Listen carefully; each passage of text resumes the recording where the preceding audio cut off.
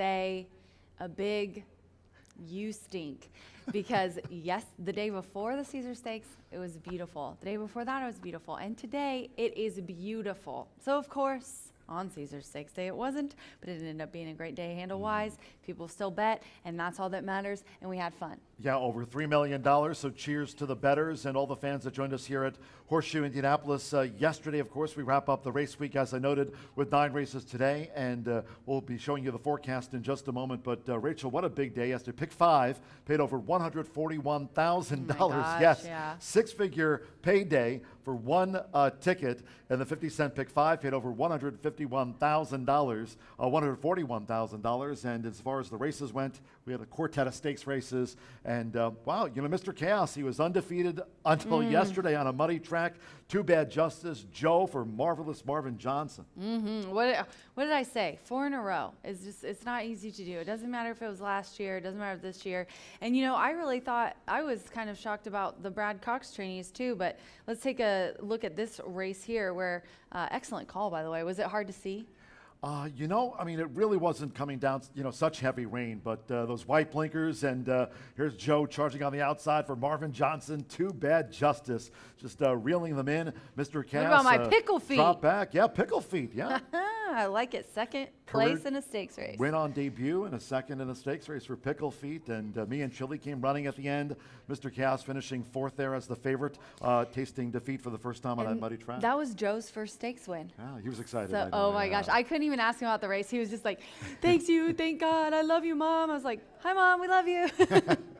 Speaking about it again, you know, Marvin Johnson, congratulations, had a training double here on the big Caesar Stakes Day card of 2022. It was an action-packed. Also, by the way, really quick, Tuya Booya winning for Tony Cunningham, had a 1-2 and a nice quarter horse allowance to wrap up the card yesterday. But as far as the stakes went for the Indiana breds, wow, acutely, I thought, very impressive performance. Deshaun Parker was on board for Ron Raper, and acutely took the lead and just raced away from them on a track that was labeled sloppy at this point during the day. Yeah, and I can't remember if it was on the show or if it was on the podcast I did, but I did say don't leave out Ron Raper, because even though was a quarter horse trainer, he's moved over to thoroughbreds, he knows how to train winners. I've interviewed him many times for quarter horse, so a very nice win for them for sure. Yeah, how impressive. Lil Evie, who was the runner-up, was the favorite and just could not reel acutely in. A nice gallop out there. Nice and clean. Deshaun Parker in 1 minute 5.62. Yesterday, yeah, weather-wise, we went from fast, and then the main track went to good, and then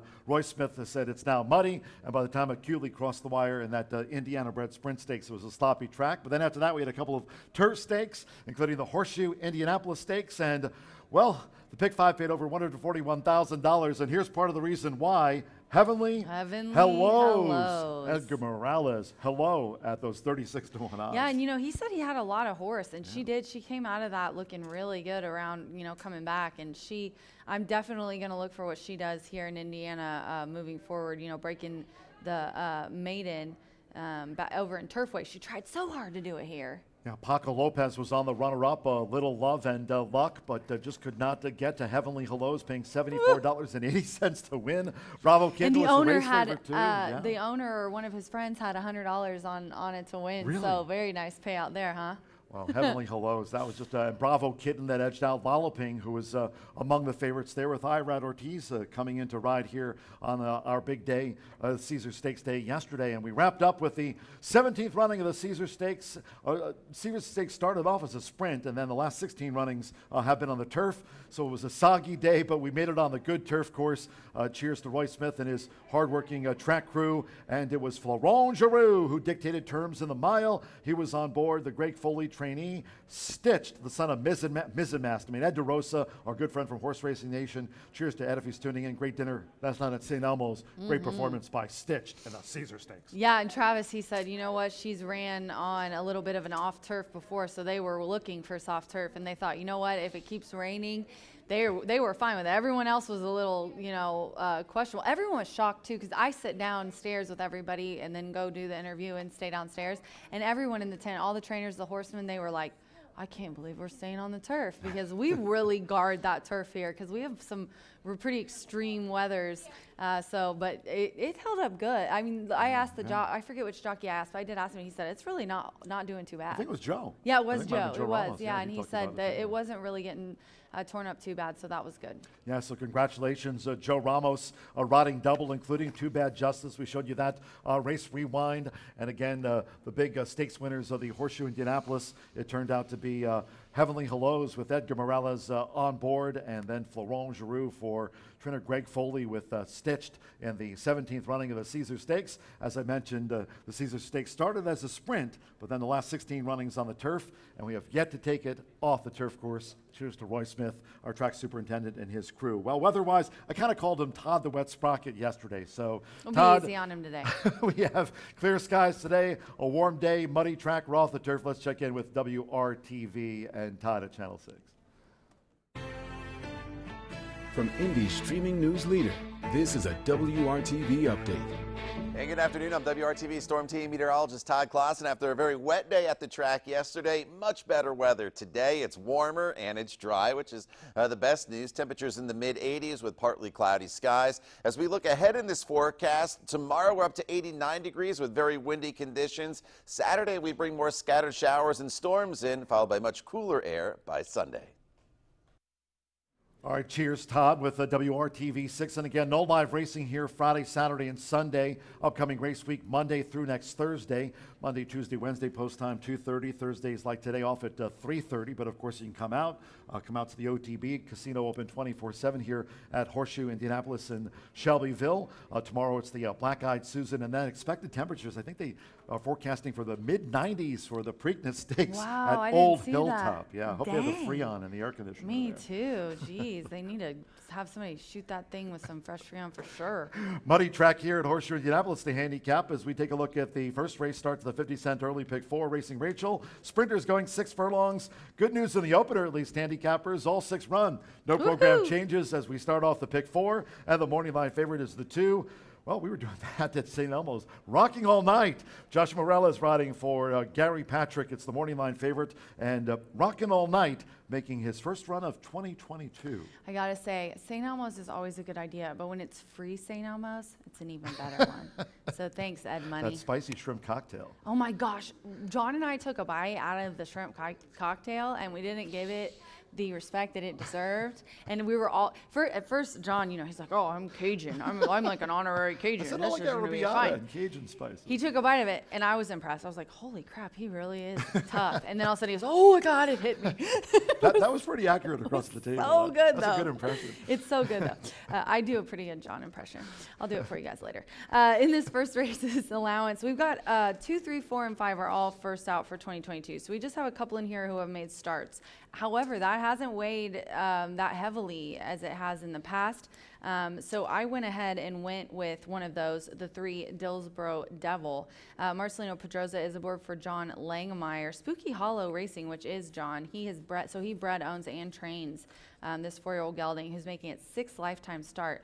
Does have a couple of nice wins here at Indiana, including a maiden breaking win and a Crown Ambassador Stakes win last year on the slop. So I think this one, given the track condition today and the amount of water we got on the track, I'm going with Dillsboro Devil on top. I think the 5's pretty tough.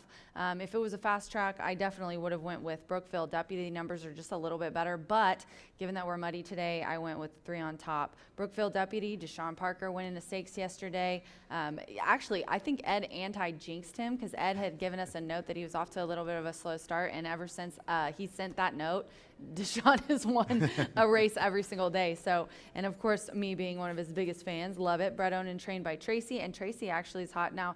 She has 4 out of the last 4 she's ran 2 wins and a 3rd. So make sure to take note of Tracy Wisner. She bred, owned, and trains this one, coming off a win last year at the end of the meet. And then the 4, Sudden Shift, Shorty Perez aboard again. This one for Bob Gorham, who is just 6 away from 2000. third versus tougher last year, but that was at a mile in the Itoba Stakes. I think they kind of took a stab at that one, but this one I think really does like the shorter distance. Has a nice one in allowance and broke the maiden here, but is versatile because broke the maiden a mile and then ran really well in a couple of allowances at a sprint distance. So this is a versatile guy. You never know what you're going to get with him, and he also has ran well on a little bit of an off track. So 3-5-4 for me in the opener. And again, no changes in that sprint opener. As Rachel mentioned, many of them making their first starts of 2022. Not the case for Unbridled Victor and the outside horse Good Sugar that has a start here in 2022. But Deshaun Parker now 11 wins away from 6,000 career wins. Also keeping our eyes on trainer Bob Gorham. Bob now 6 wins away from 2,000 career training wins. So a couple of milestones we're kind of keeping our eye on going forward. I made a Throwback Thursday post, but when I was looking for that picture, a picture of Kenny Mayne that I found. I saw that. He, I'll have to show you the video. I was a mom that, I don't know, it was one of those crazy Kenny Mayne skits, but I was in it. It was awesome. But definitely want to show that for his of 2000. It was one of my very first at Hoosier Park Indiana Derby interviews. He won a stakes, and it was one of my very first interviews with a trainer, and he did me well, and I took I have a picture, and I'll save it forever of him. And it was Corey Lannery. That's was really my cool. first. Sealand, yeah, it was. So I've got those for when he wins it. So we shouldn't mention it too much. We don't want to jinx him. Definitely one of those persons in sports that broadcaster, of course, long time with ESPN, Kenny Mayne. Love to meet him in person. I know he's a massive horse racing fan. He's so fun. He's really fun. Absolutely. Race number 2, another sprint to start off another double and pick 3. So maiden claimers here, tag $6,250. They'll go 3/4 of a mile again. Main track muddy here to start us off at Horseshoe Indianapolis. We're off the turf. And from this maiden sprint, scratch the 3. Mose definitely has been scratched, withdrawn by Ron Raper, of course. Mentioned that acutely, the stakes winner yesterday for Ron, teaming with Deshaun Parker. So that leaves a field of 6 here in this maiden sprint. And Warris is the 2-1 morning line favorite. Michelle Elliott trains, and apprentice Gage Holmes on board. The 10-race maiden, Warris, the morning line favorite. But you like the 2. Snooty, why not? You got Joe Ramos combining for Randy Klopp. Snooty on debut. Yes, not a lot of speed in here, and with this first-time starter and some professional maidens, I thought, you know what? Klopp's starting her out as a 4-year-old, which is always an interesting move, and there's always good reasoning for that. But she's got a nice work. Joe Ramos obviously has been hot, and then the dam is Stormcat Dam. Raging Fever has 5 winners from 7 starters, and I'll get into some of the siblings and stats in that a little later since we have a lot to go over, but I do like the 2 on top. Then the 4, Warris, Gage Holmes for Michelle Elliott. Michelle has also been really training them nicely, and this one's trying the same class here. Was second, just nosed out for the win, and the 3rd place finisher in that race came back to win again. So I'm thinking that that's going to be the case here for Warris. I put her second though, just because I think Snooty's going to come out guns a-blazing. But watch Michelle, prove me wrong. The 5 What's So Funny is interesting, but I ended up going with the 1 Mississippi Muse in here because I did have the 3. It's scratched, and you know what? Once I started looking at it, Deshaun and this is her other horse, Michelle, 7 races, 2 wins and a 3rd, so not bad together. Dropping down from a mile to a route, and she's 17% when she drops them from route to a sprint. So 2-4-1 for me in the second. Race 2, scratch the 3 again, most definitely for that maiden sprint as we take a look at the 3rd race. So it's come off the turf, a lot of scratches out of the 3rd race, but it does feature the 20-cent Straight Fire 6, and that jackpot rolled over from our Caesar Stakes Day card here. It's $38,513, so there's the Straight Fire 6. Starts on this 3rd race off the turfer, scheduled at 4:32. Again, first post time here, 3:30. So it'll be run on the main track at 5 furlongs again. We're muddy to start. No show, no trifecta, no superfecta. But as I mentioned, over $38,000 that jackpot. Scratch the 3 Expressed, 4 Indigo Rich, the 5 Rockin' Junebug, scratch the 6 Chip off the old block. So it's scratched down, no show, no try, no superfecta, but the jackpot's up there over $38,000. Yeah, and you might be able to take it down today with such a soft start, and with the races in the sequence that do have turf, there are some scratches. So it might be able to be taken down today. This race, honestly, I think is going to go to my buddies Matt, Marv, and Jason and Roger. They won that stakes yesterday. They were so excited. I think that was Roger's first stakes race too, so it was super exciting for owners to get that. But I am going to put Matt and Marv second and third. I'm going to go with Smokin' Rich on top, J-Love, as John calls him, and Larry Ravelli. So I've got some of my new favorite people, Chicago people, coming to see me. Larry's brought plenty here last year as well, and he places them very nicely. This one looks so. I mean, look at the past performances. This guy is a really hard trying guy. 9 of 10 in the money. And then I'm going to go with Nobody Listens, who is just a really, really nice colt, or gelding, I'm sorry. It's second off the layoff, so should be improving, dropping down just a little bit to 5 furlongs, which I think is the sweet spot for him. But look at him as well. I mean, just a tough guy, 8 of 11.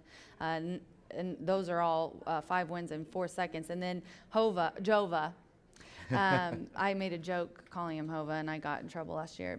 Sammy Bermuda's aboard for Marv. They have good numbers together. They're coming off a win in a starter optional claimer, but I think fits in this allowance group, and it's so short. 127 for me in this race. And don't leave out Hammer. Hammer likes on the 8. Stop.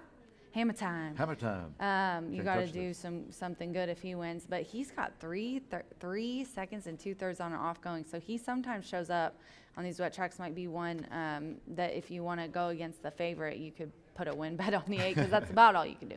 For some of my old Chicagoland racing fans, of course, Larry Ravelli, one of the all-time winningest trainers in the history of Arlington International Racecourse, no more. But the Riv, he had this Indiana bred, won last year here. And then, of course, a lot of different starts for Smokin' Richie, has the rail draw, and Jareth Ludbury, a 2-time riding champion at the former Arlington International Racecourse. Super nice guy, J-Love too. riding here for the Riv in race number 3, and that sprint starts off the jackpot. We'll take a quick commercial break here on Wire to Wire. We'll come back, talk more about Caesars Stakes Day, and a lot to cover. Back with more right after this. Feel the excitement with TwinSpires.com, the official betting partner of the Kentucky Derby and Breeders' Cup. With TwinSpires.com, place legal wagers and watch live horse racing wherever you are on any device. Sign up, play, and win today. New players use promo code FREE100 on sign up to start your $100 bonus. With TwinSpires.com, you can bet on horse racing. Get the TwinSpires.com app to receive special offers and the most up-to-date information. Terms and conditions apply. Void where prohibited. Please wager responsibly.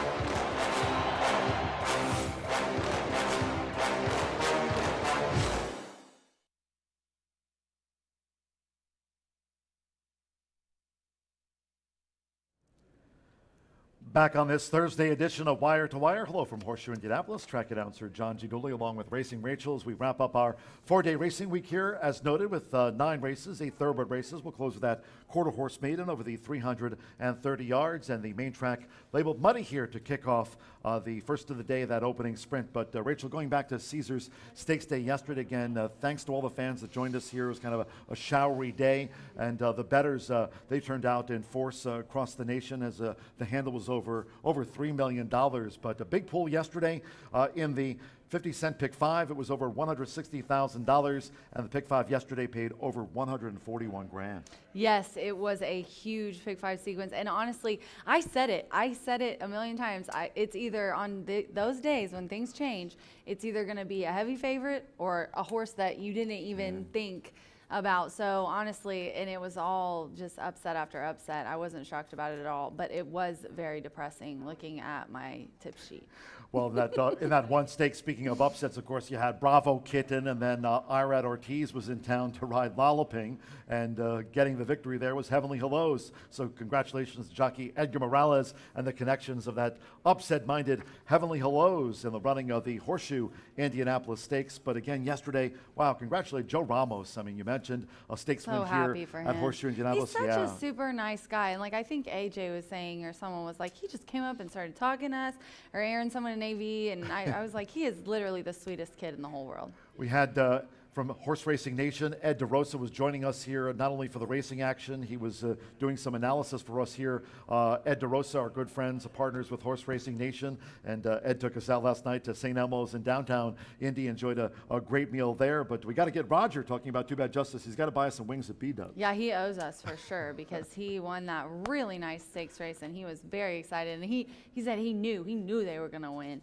Marvin Didn't Johnson. tell me. Marvin Johnson. Marvin Johnson. Yeah, Roger didn't text me either. Marvin Rude. Johnson, Marvelous Marvin, with a couple of wins on the card yesterday. They were the doubles, talking about trainer Marvin Johnson and Joe Ramos. You have a horse that Joe's picked today, that first-time starter, Snooty, going for Randy Klopp, of course, defending leading trainer here at Horseshoe Indianapolis, off to a fast start here this season. But congratulations, Joe and Marvin. Terrific double for both of them on yesterday's card. Yeah, and I'm going to go get the girl power segment that I've been teasing. I'm going to go and ask all those girls a bunch of questions and do a nice little interview because we really support female jockeys and trainers here in Indiana. It's one of my favorite things about us. Some great apprentices riding here. I mean, Andrea Rodriguez, she had a winner yesterday. Gage Finally, Holmes. she was so excited to get off the duck. I was happy for Andrea. Gage Holmes as well. Lindsay Hebert, and then Chelsea Bailey, who spent the winter riding at Oak Lawn Park. She's joined the jockey colony here, and she had that winner yesterday. Congratulations to both. Speaking of girl power, I mean, Chelsea and Andrea Rodriguez. Very great day for them yesterday. I can't wait to go down and talk to them. Mentioned no live racing here tomorrow, dark Saturday. That's Preakness Stakes Day, so maybe you can come out, join us at the casino or at the OTB. Of course, there's also that OTB downtown as well, if you're down there where I am living this season. But Preakness Stakes, looking forward to that. Epicenter, of course, Secret Oath, the Coaches Filly running in the Preakness Stakes. It promises to be a very hot day there at Old Hilltop. Yeah, and we definitely are looking forward to you joining us here. You still can. We're going to open at 10:30 a.m. tomorrow and 9 a.m. on Saturday for your viewing pleasure. And then let's talk about next week. Then it'll be Monday, Tuesday, Wednesday, next Thursday at 3:30. Looking forward to Memorial Day, big celebration. We'll be racing here on the holiday. That's cool. And every Monday this season, don't forget, it's also Dooley's Legends handicapping contest. You can take part in that for a $100 gift card. And of course, Dooley's Legends on Monday, hashtag Twitter Tuesday, so popular with Racing Rachel. Hashtag Twitter Tuesdays. And then on Wednesday, of course, Racing Rachel's Warriors. And today, it's Exactamundo, second preliminary round of Exactamundo. Yes, very exciting. Everybody loves Exactamundo, and you get a $100 prize for the top handicapper, and you can play that contest online, I do believe. Can't you? On Exactamundo, can you play online? Yeah. So just send your entries to horseshoeindycontest@gmail.com. It's just my Warriors contest that you can't, because there's that big finale for all the winners of each week. So all the rest of them you can play online. And we got some really nice people to play the Caesar Stakes yesterday, $2,500. Thanks again to HPPA for juicing that up. And we had almost 200 people playing that contest, and a lot of them were online. So love offering that for free to our players. Yeah, if you're going to be a Racing Rachel warrior, you need to be here to meet Racing Rachel. Oh, yeah. I need a new Racing Rachel shirt. We made one that was red. It had a sword on it, and Gavin wears it all the time, and it's like ruined. I need to request. Can I get like some? We should do a legend and warrior shirt together. I put my order in for that during the winter. Yeah, I know. I need to get you a Racing Rachel shirt. Like you're gonna wear that around. Absolutely, I'll You wear will? it around. Absolutely, Awesome. walk around. I'll wear it to the Indians game. Yeah, that's what I was gonna say. That'd be a good Indianapolis Indians I'll game. definitely wear that there. We'd love to hear from all of you. Speaking of social media, if you're joining us here at the races, those that are up here in the clubhouse, nice to have you with us here today. And all the fans that are on hand, whether at the OTB and of course Casino Open 24/7. On Twitter, it's HS Indy Racing. On IG at Horseshoe Indy. On Facebook, Facebook.com/Horseshoe Indy. You can stay up to date on, of course, promotions and extra fun content there. And of course, Well, our broadcast partner, Mr. B Analyst, will put up his 50-cent suggested pick 5 ticket as we go through the course of the day. And of course, joined here on set by at Racing Rachel M, on IG at Racing Rachel M, and I'm John G. Dooley. Yes, join us on Twitter. We have lots of fun shenanigans. 9 races here on tap today as we wrap up the week again. Tomorrow, you can come out. It's Black Eyed Susan Day with tomorrow the doors open at 10:30 a.m. and then on Preakness Day Saturday, of course, no live racing here. 9 a.m. Doors open here at Horseshoe Indianapolis. Bunny track to kick off a 9-race card, 8 thoroughbred races. We'll close with that quarter horse maiden over the 3:30. Until next time, for our entire crew and Racing Rachel, track announcer John G. Dooley saying, we're done. Have fun. Bye for now.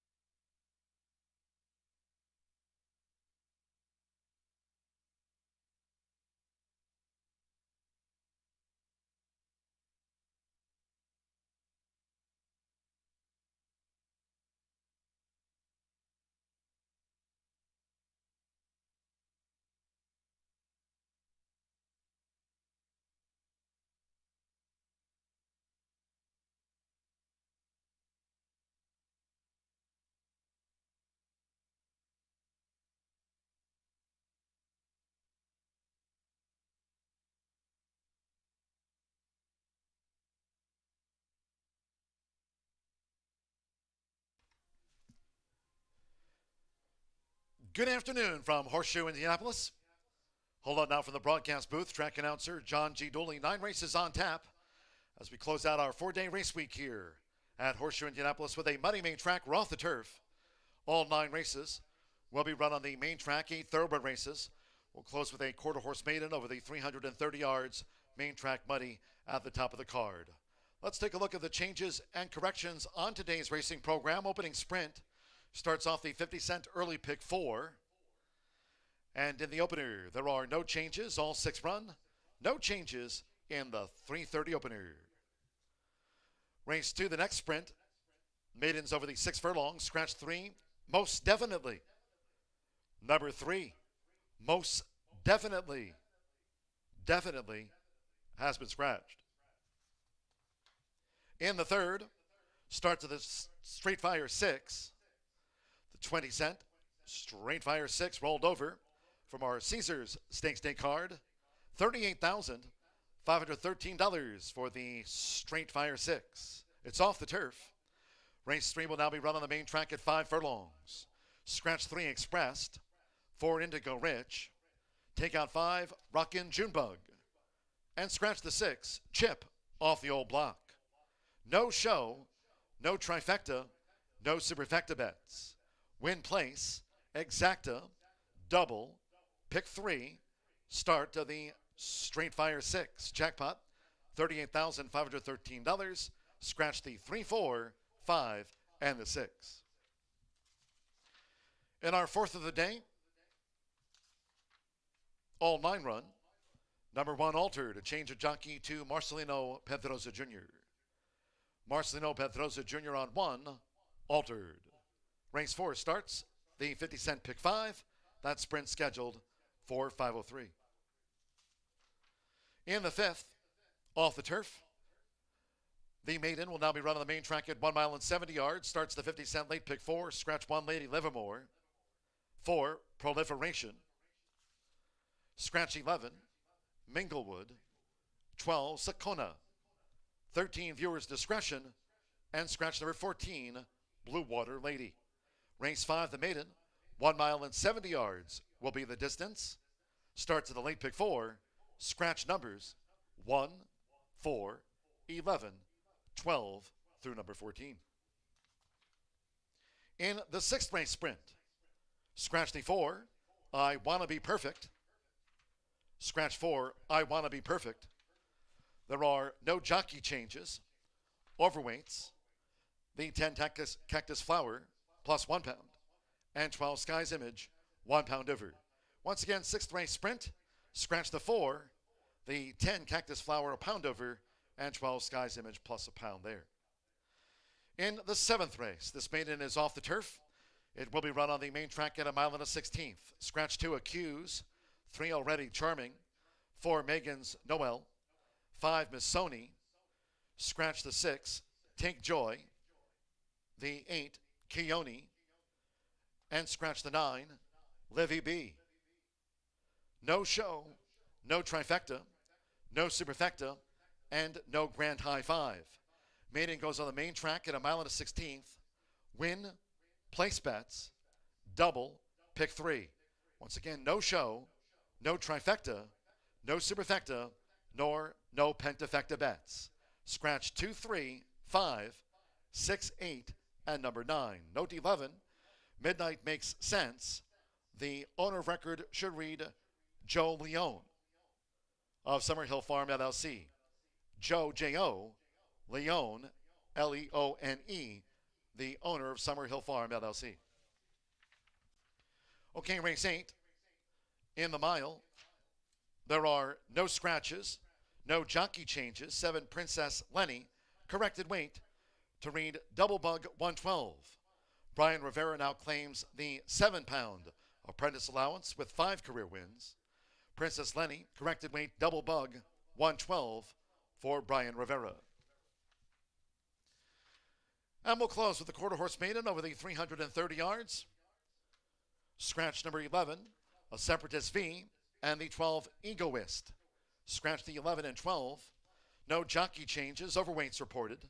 2 Wave Dover plus 2. The 4 plus 5. The 5 2 over. 6 bricks and mortar +4, the 7 +3, 9 +5, and the 10 +2. There are a look at the changes and corrections on today's racing program. All races on the main track, labeled muddy for the opening sprint, due off in 10 minutes at the bottom of the hour. Make it a great day with us here at Horseshoe Indianapolis.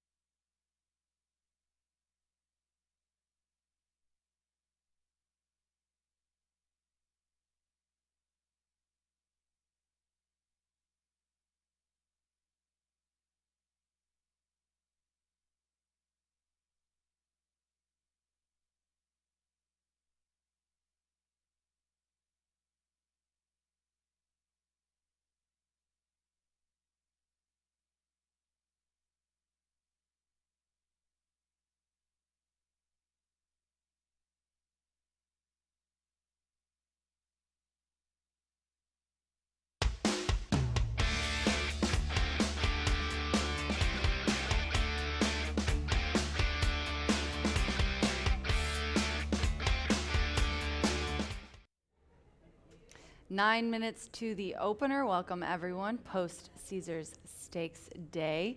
We have a 6-horse field going postward today for the first race. I do want to remind you that we are listed as muddy and we are off the turf. We have some scratches later in the card in those obviously, but right now we do have a nice field in an Indiana sired 3-year-old and up allowance, 6 furlongs on the muddy main track. And I'm going to go with the 3 here on top. The 2 was the morning line favorite, but it looks like everybody agrees with me, 9 to 5, not really too heavily bet right now, could change, but Dillsboro Devil, Marcelino Pedroza is aboard for John Langemeyer. Marcelino, obviously hot jock. John Langemeyer, bred, owns, and trains this 4-year-old gelding, is making its 6th lifetime start, has a couple of very nice wins and a 3rd here in Indiana. But the 2, 3, 4, and 5 all are making their first 2020 start. A couple of them have raced, but not Dillsboro Devil. I am looking at one of his finishes. It was a win on a slop October 28th in the Crown Ambassador. Really nice guy. Came out, won at first asking, then won the Crown Ambassador. And since then, they tried routing. He didn't like that. A nice 3rd in allowance. And then at the end of the year, into July, I think he just needed a little bit of a break. It was a lot to ask of a first-time starter, what he did in the beginning of his career. And I think he looks like he's filled out. He looks great in the paddock, calm and ready to go. So the last 7 days for Marcelino, though, I do want to note, 21 starts, 7 wins, 3 seconds, and 4 thirds. So 9 months off, and I think he's going to come back a new man. The 5, Brookville Deputy DP, is aboard for Tracy Wisner. Tracy, out of her last 4 starts, 2 wins and a 3rd. So definitely mark Tracy down when she starts in these Indiana sired races. This one ended the season with a win. Just a really hard trying guy. 14 lifetime starts, 2 wins, 2 seconds, and 3 thirds. This one has some early speed, so look for him to send. Also, Dillsboro Devil has some early speed as well, and his best races have been when he's either set the lead or been right off the lead. So we'll see who goes for it today. And then the 4, sudden shift. So my 5 is 7-2, and my 4 is 7-1. I like that. Back here in his stall. This is a 4-year-old gelding by one of the most prominent Indiana sires, Unbridled Express. Love to see it. Now this guy knows what he's doing. 4-year-old gelding, 13 lifetime starts. Last year was 3rd versus Tougher in a stakes race, the Itoba. and that was at the end in October. So dropping down in class today, getting back to allowance ranks, and also that was a mile race. That last effort is now dropping back down to 6 furlongs. Key as well. So 3-5-4 for me as the horses head out to the track. This does start the early pick 4. We have an early and a late pick 4, so be sure to get your tickets in for that. I land on the 3, Dillsboro Devil. Good luck.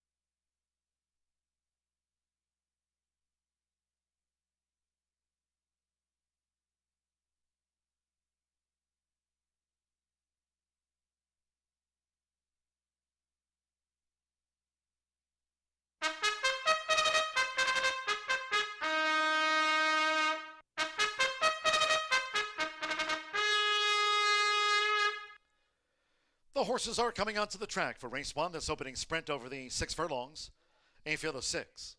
There are no program changes, all 6 run. Opening sprint features exacta, trifecta, superfecta. The start of our rolling doubles, 50-cent pick 3s. Start to the 50-cent early pick 4. As we've noted, all races today will be run on the main track. We're off the turf, main track muddy. Opening sprint, due off at the bottom of the hour. All 6 run.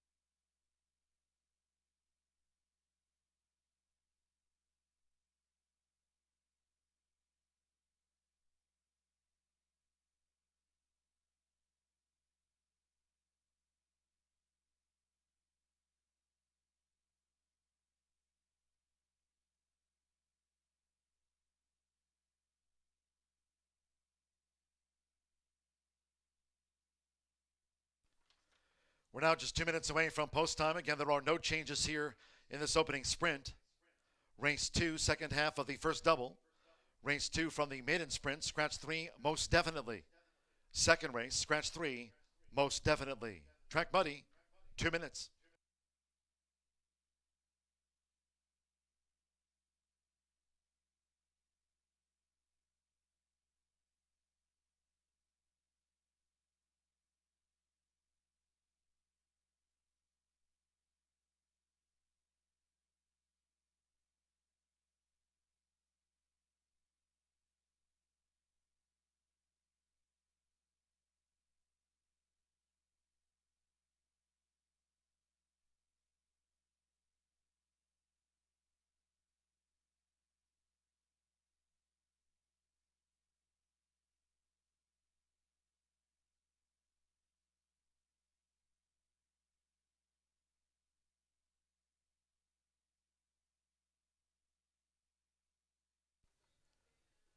We've now drawn to within 1 minute of post time for the first of the day. Starts off the 50-cent early pick 4. Muddy track. You have 1 minute now.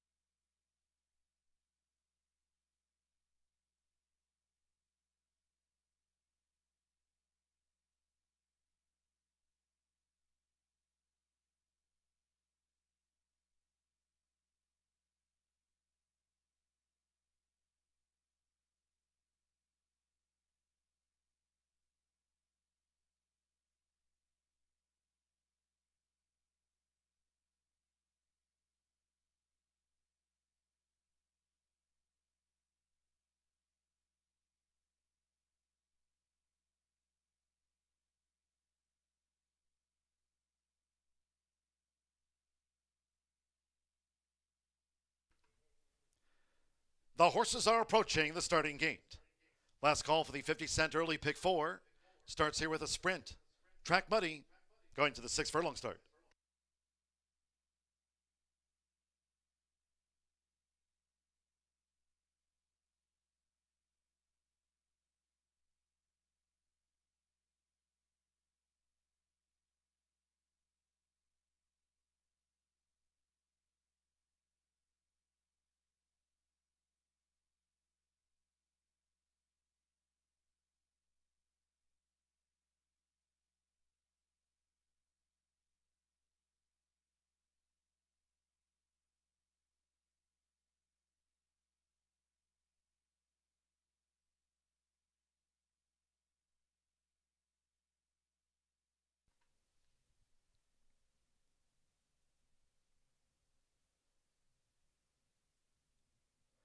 The horses have reached the starting gate.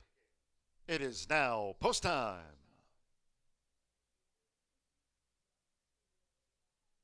Loading for the first. Alex Ashard with Unbridled Victor has the rail draw.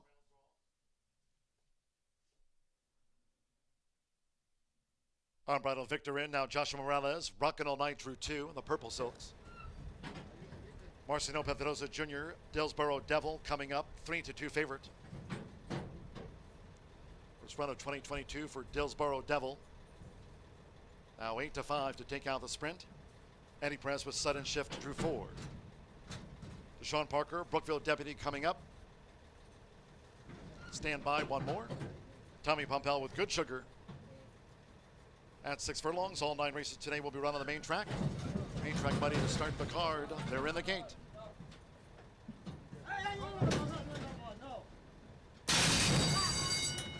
Away and running at Horseshoe Indianapolis. Good Sugar broke sharply toward the inside. Unbridled Victor, and right there, Dillsboro Devil tossing that blue cap into the ring, and Brookville Deputy also whipping up the pace. It's Dillsboro Devil, who's raced to the front for Marcelo Pedrosa Jr., making his 4-year-old seasonal bow. Dillsboro Devil Naverly. Right there is Brookville Deputy to take on Dillsboro Devil as they battle for this, going past the half mile. Good Sugar broke like a rocket.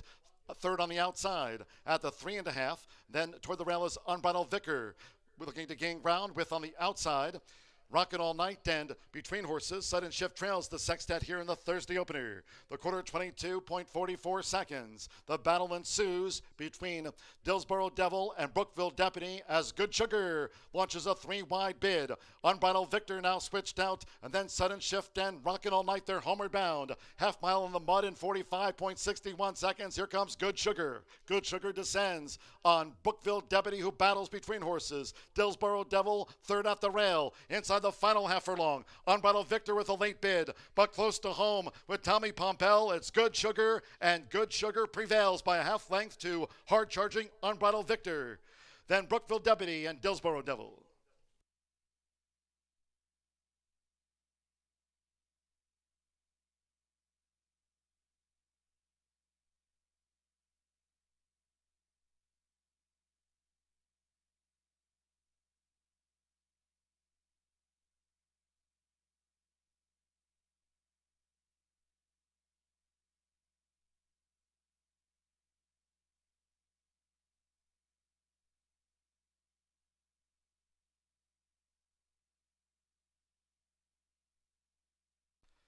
Six 153 after the opening sprint. Muddy track 111.87. 111.87. 6 Good Sugar at 9-2 first. 1 Unbridled Victor. At 7-1 the place horse. 5 Brookville Deputy. At 7-2 third, and at 8-5 making a seasonal bow. Dillsboro Devil ran fourth in the sprint. 111.87 for the Indiana breds. Good Sugar. Tommy Pompel, another winner this race week for John Hunter. 9-2 Good Sugar starts the early pick 4.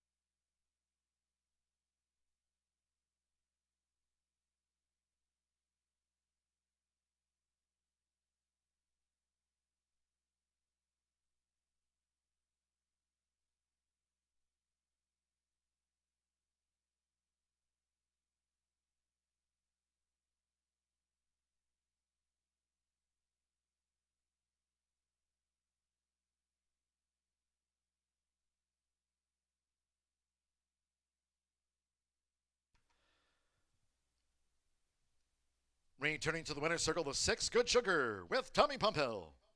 Good Sugar is a 6-year-old gelded son of Goods, and a Moro's Sugar Baby by Morororo.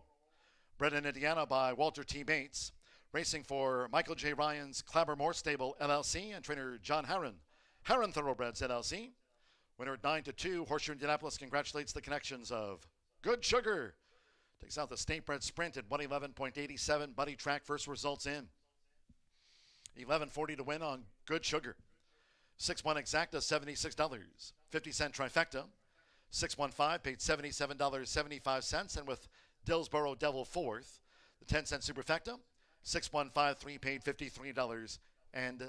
And the sprint opener, favorite, fourth. All 6 ran, 111.87 Buddy. Race 2 maiden sprint, scratch 3 most definitely. Number 3 most definitely has been scratched.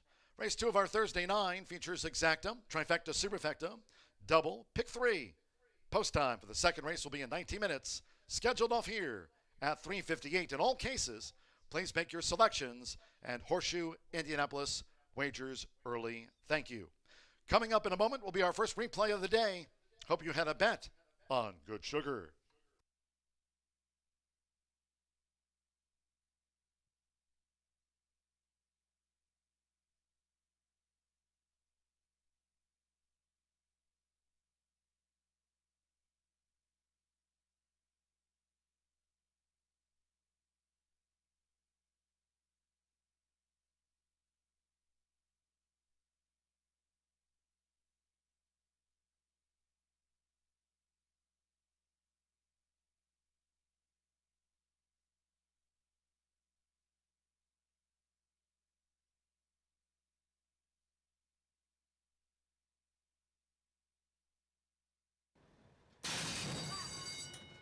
Away and running at Horseshoe Indianapolis. Good Sugar broke sharply toward the inside, Unbridled Victor, and right there, Dillsboro Devil tossing that blue cap into the ring, and Brookville Deputy also whipping up the pace. It's Dillsboro Devil, who's raced to the front for Marcelo Pedroza Jr., making his 4-year-old seasonal bow. Dillsboro Devil Naverly. Right there is Brookville Deputy to take on Dillsboro Devil as they battle for this, going past the half mile. Good Sugar broke like a rocket.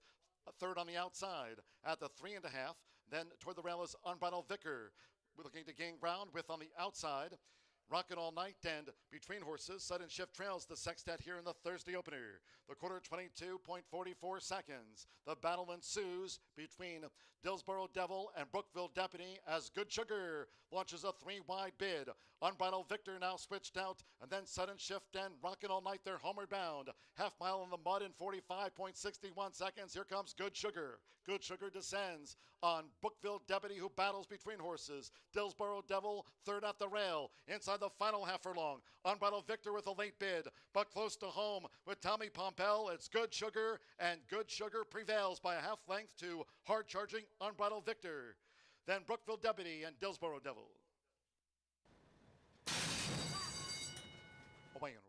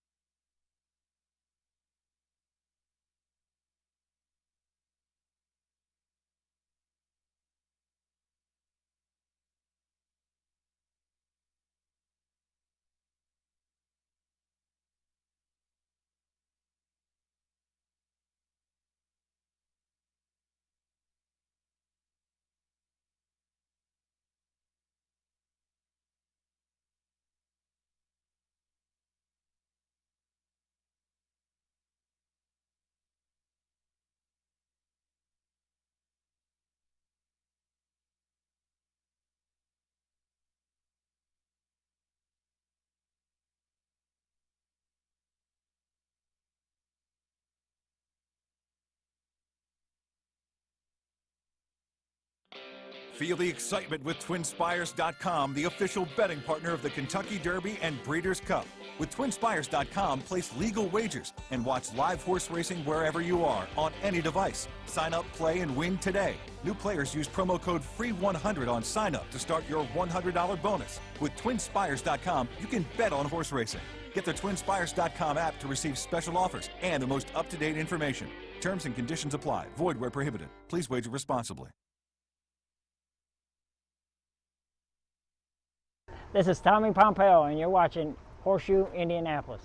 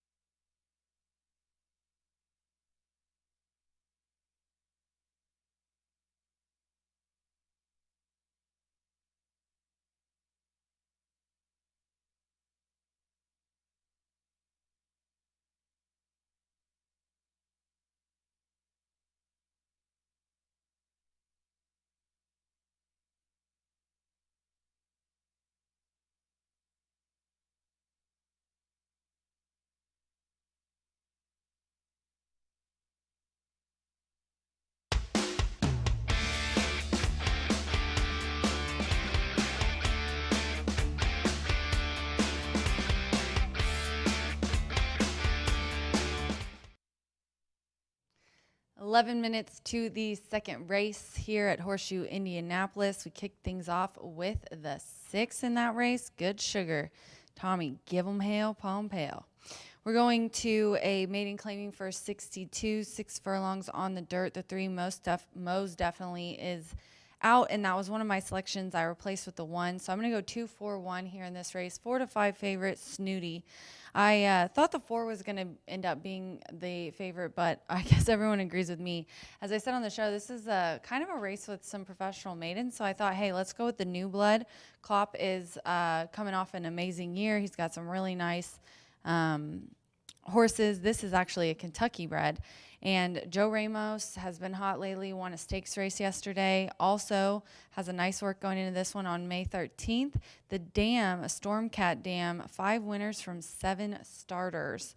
There's a couple gate works on here that look really good. There's just a lot of upside for this 4-year-old filly by Jersey Town, a Spitestown grandsire in there. It just looks like she could come out. They started out nice and soft, so it looks like she could come out here and get some beginner's luck. How about that? The 4 Walrus, Gage Holmes is aboard for Michelle Elliott. This one is making its 11th lifetime start, still looking for the win, has a 2nd and a 3rd, was 2nd last time out, dropped down the lowest it had ever been to this 6,250, and ended up 2nd nosed out versus very similar group at 5 furlongs. It's going up to 6 furlongs. It's also important to note that the 3rd place finisher in there, she ran up the Amex, ended up coming back to win last time out. And there's really not a whole lot of speed in here. So Warris, I think, probably another 2nd. And then the 1, Mississippi Muse, is who I'm going to round out my trifecta with. 2 to 1 right now on the tote board. Deshaun Parker winning a stakes race yesterday as well. Michelle is hot. She's doing really well. And these two together, DP and Michelle, 7 starts, 2 wins, and a 3rd. So they do well together. This one's been routing over the winter at Turfway Park. It is going back down to a sprint distance, where if you look back here, it looked like at Mahoning Valley, some nice 3rds. And I think we'll like the shorter distance also. Michelle is 17% when going from a route to back to a sprint with her horses. So 2-4-1 for me here in the second race. And don't forget the next race, race 3, kicks off the straight fire pick 6 with a carryover of $38,000. So be sure to get your tickets in for that. But in this second race, I do, and everyone else, even money right now, Snooty is my top selection. Good luck.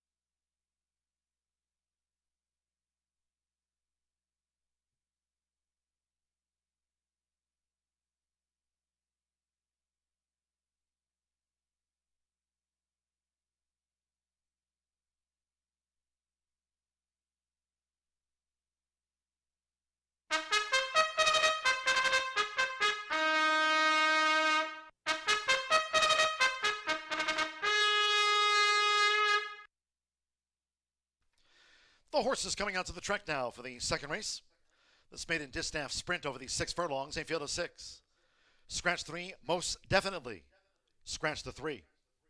Race 2 features exacta, trifecta, superfecta, double. The start of another rolling 50-cent pick 3 here on the maiden distaff sprint. Track muddy. 4 minutes to post time. 4 minutes.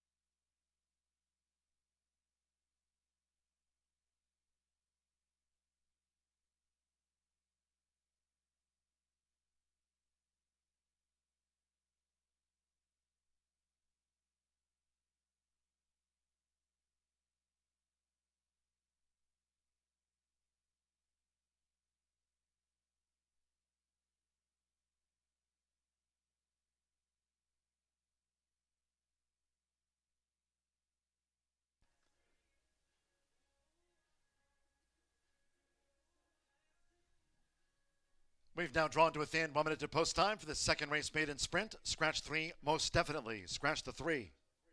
1 minute.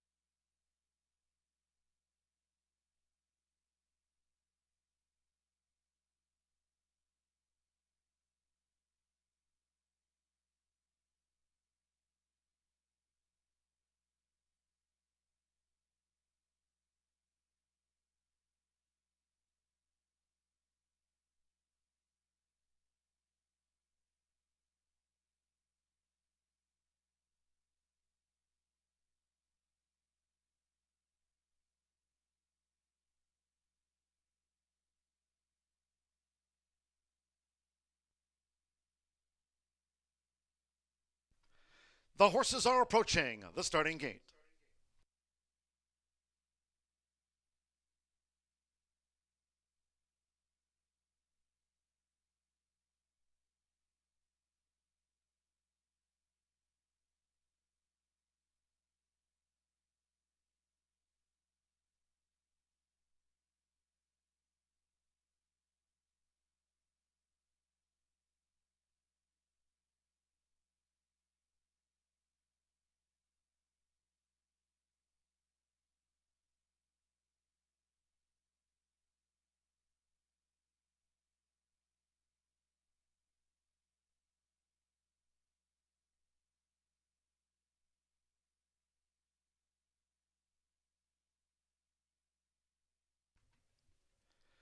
The horses have reached the starting gate. It is now post time. They're going in to Sean Parker with Mississippi Muse.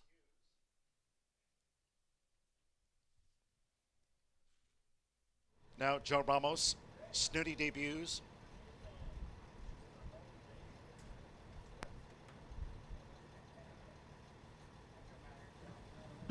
Snooty has joined Mississippi Muse. Now apprentice Gage Holmes with Morris, like Mississippi Muse, both for Michelle Elliott. Annie Perez with What's So Funny coming up. Two back, Victor LeBron and the 5-year-old Mayor Boozgal. Daughter of proud citizen Ann Boozgal, and one more. Jose Riquelme and 5-time started Kenzie Lou. The steamboat opener went at 111.87. Muddy track here at Horseshoe Indianapolis. They're in the gate. They're off and sprinting. Boozgal broke quickly. There's the 4-year-old newcomer, Snooty, who dashes out now for Joe Ramos. And it's Snooty who just heads off Boozgal. And Morris is a close third after the first furlong and a half, with on the outside, Kenzie Lou running in that 4th spot, making this run to the half-mile pole. Break of 4 more to What's So Funny, and beaten for speed, Mississippi Muse has dropped back to last. They go past the half-mile pole in 22.98 seconds. They head toward the far turn. It's Snooty. So Snooty leads the way to 3 furlongs from home in front to Boozgal by 2, with Morris running in third. On the outside is Kenzie Lou, who's being asked to pick up now by Jose Riquelme. Kenzie Lou racing wide in the orange cap as Snooty spins them in. What's So Funny and Mississippi Muse is the distant as these maiden fillies and mare come for home. Half mile in 46.63 seconds. It's Snooty who leads down toward the final furlong from Morris against the rail. With on the outside Boozgal, and deeper out is Kenzie Lou, who's trying to box on. And then What's So Funny and Mississippi Muse has always been outrun, but close to home on debut. Snooty, Joe Ramos teams with Randy Klopp, and Snooty scores. Pretty much powered down in the late stages by 2. Morris played second fiddle again. Kenzie Lou from Boozgal. What's So Funny, Mississippi Muse.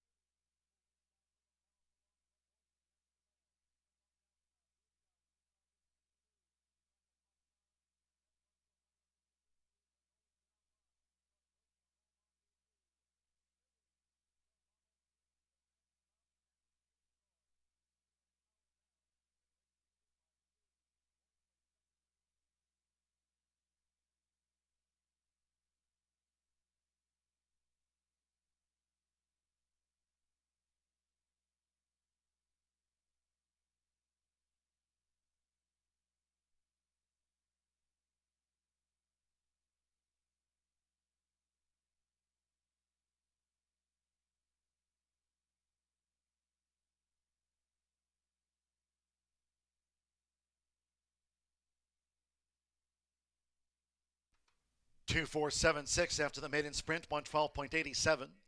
2 Snooty, 8 to 5 first. 4 Morris, 3 to 2 was second. 7 Kenzie Lou, 5 to 1 third, and 6 Boozgal, 17 to 1 on the 4th mare.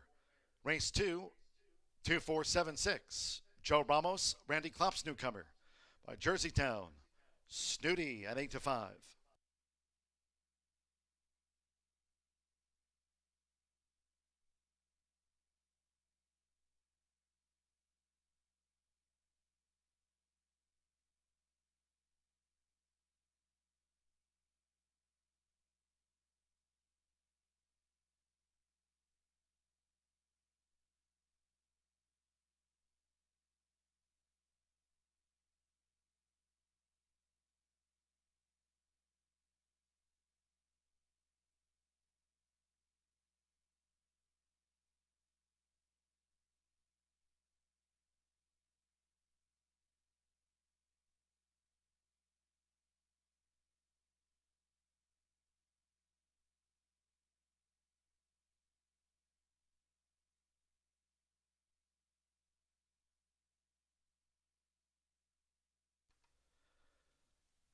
After a stakes win here yesterday on Caesars Stakes Day with Too Bad Justice, Joe Ramos back to the winner's circle. Here for Randy Klopp with 2 Snooty. Snooty's a 4-year-old dark mare brown filly by Jerseytown out of Raging Fever by Stormcat, bred in Kentucky by Charles Fipke, owned by Roger Speeces, Speece Stable LLC, and Brandy Klopp. Horseshoe Indianapolis congratulates the winning connections of Snooty. Takes out the maiden distaff sprint. Debut win, 540. 2-4 exacta paid $12.20. 50-cent trifecta, 247, $15.05. 6-2 the opening double. Good Sugar to Snooty for an even $39. And with Boozgal, the mare fourth, the 10-cent superfecta, 247, 6 paid $14.23. $14.23 on the 2476 dime super. 6 ran, 112.87. Main track remains labeled muddy. Race 3 is off the turf. Our third race will be run on the main track at 5 furlongs. Scratch, 3 Expressed, 4 Indigo Rich, 5 Rockin' Junebug, and 6 Chip Off the Old Block. No show wagering, no trifecta, no superfecta bets. Scratch the 3, 4, 5, and 6. Win place, exacta, double, pick 3. Third race sprint, 20-cent straight fire 6 jackpot. The jackpot stands at $38,513. All races on the main track. Money post down for the third, $429.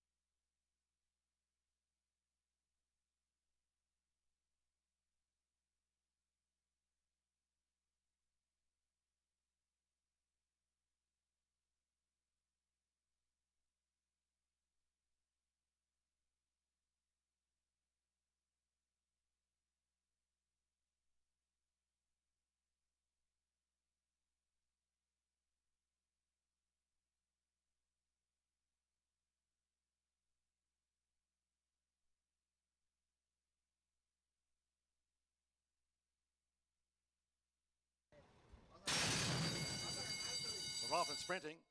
Boozgal broke quickly. There's the 4-year-old newcomer, Snooty, who dashes out now for Joe Ramos. And it's Snooty who just heads off Boozgal. And Warris is a close third after the first furlong and a half. With on the outside, Kenzie Lou running in that 4th spot, making this run to the half-mile pole. Break of 4 more to What's So Funny and beaten for speed. Mississippi Muse has dropped back to last. They go past the half-mile pole in 22.98 seconds. They head toward the far turn. It's Snooty. So Snooty leads the way to 3 furlongs from home in front to Boozgal by 2, with Morris running in third. On the outside is Kenzie Lou, who's being asked to pick up now by Jose Riquelme. Kenzie Lou racing wide in the orange cap as Snooty spins them in. What's So Funny and Mississippi Muse is the distant as these maiden fillies and mare come for home. Half mile in 46.63 seconds. It's Snooty who leads down toward the final furlong from Warris against the rail. With on the outside, Boozgal, and deeper out is Kenzie Lou, who's trying to box on. And then What's So Funny and Mississippi Muse has always been outrun, but close to home on debut. Snooty, Joe Ramos teams with Randy Klopp, and Snooty scores. Pretty much powered down in the late stages by 2. Warris played second fiddle again.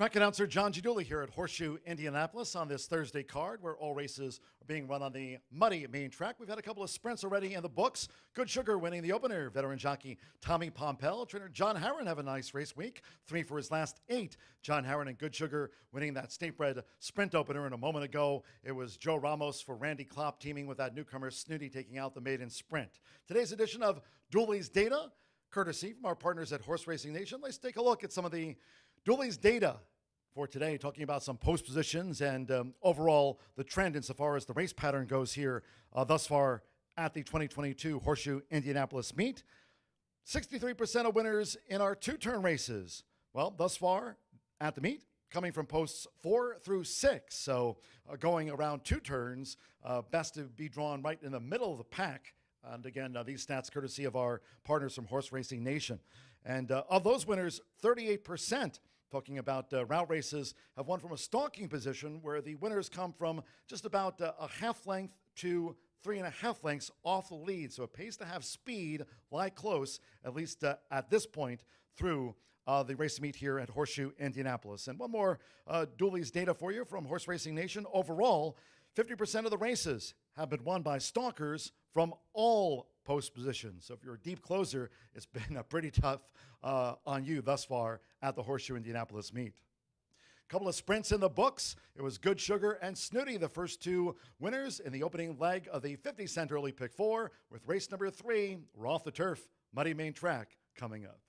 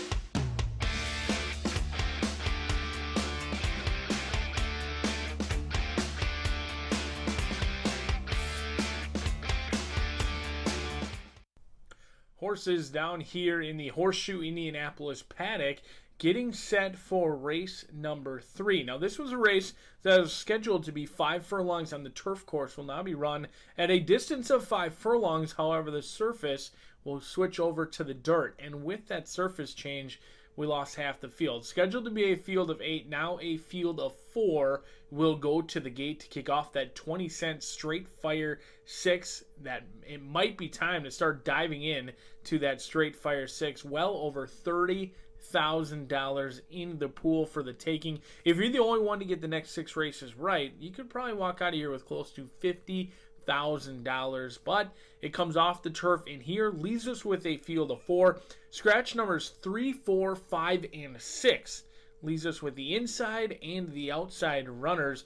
And I'm going to go to the outside in here with Jova. Sammy Bermudez gets the call in here for Marvin Johnson. Both of them winning at 20%. This one got the victory last time out, but Joey Ramos hops off. Sammy Bermudez hops on. I thought it was a visually impressive run last time out. The horse made a huge move, and usually they flatten out once they make that move. But Jova just continued going that day, never looked back, and really came home an easy winner just a few weeks ago. And the good thing is that was on the dirt course. So the surface change absolutely moves Jova up in here, because all 9 career victories have come on the main track, has enough speed to track off the front runners, and the front runners are going to be dueling right from the get-go. There is no doubt about it that both inside runners have one way to go. It looks like Nobody Listens could be awfully quick in here, but Smokin' Richie is fast as well. Joey Ramos hops off the 7 to ride Nobody Listens in here. So make what you want of that. It does appear that Ramos had his options between both the 7 and the 2. Both of them ran very nicely last time out, but the 7 won the race, while Nobody Listens was beaten by just a length, showed a ton of speed, tired very late in the game. I thought it was a game performance. This horse went awfully quick. We haven't seen many races so far this meet go sub 22, and that's exactly what they did on a good track last time out. I think Nobody Listens a little bit quicker than Smokin' Richie, who's bound to take some action in here. Every time I see a Patricia's Hope runner and Jareth Loveberry donning those classic silks, the horse is usually below even money, and oftentimes they're coming home a winner. We'll see if Smokin' Richie can break alertly in here. This one has had plenty of success on the synthetic and the turf course, but hasn't really had all that much success on a fast main track. 0 for 1. Does like a sloppy track, comes in, hasn't been seen since February, so the layoff certainly a question mark as well. But my guy Jay Love, I certainly trust him anytime. But Nobody Listens looks to be the one to catch the cash, and Jova looks to be the fear or threat coming down the lane. A field of 4 kicks off the 20-cent straight fire 6. Get those wagers in now, and good luck.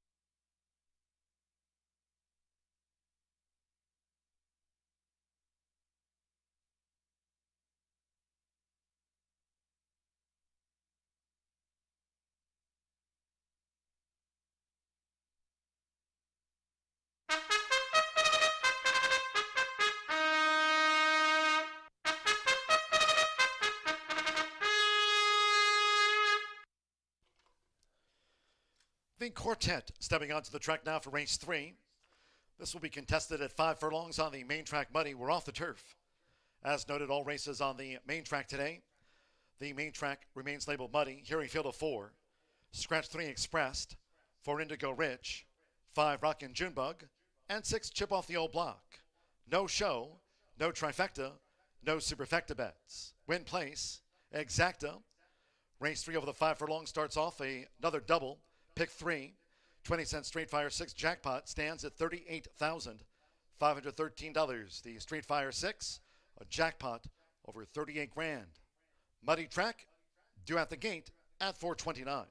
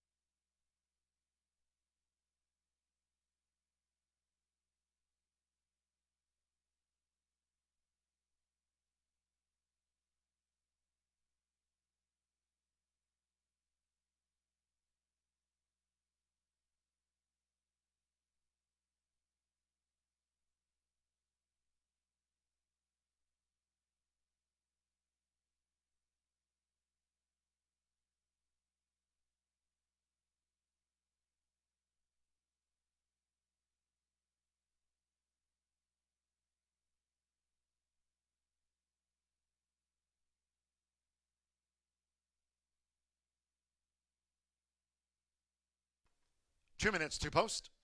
2 minutes.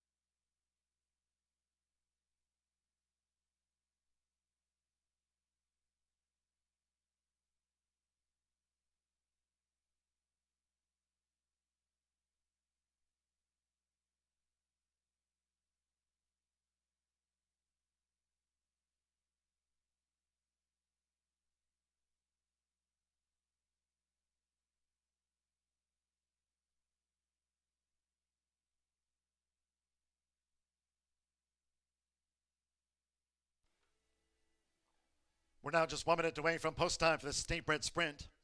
Starts off the 20-cent Straight Fire 6. Straight Fire 6 jackpot, $38,513. Muddy Track, you have 1 minute.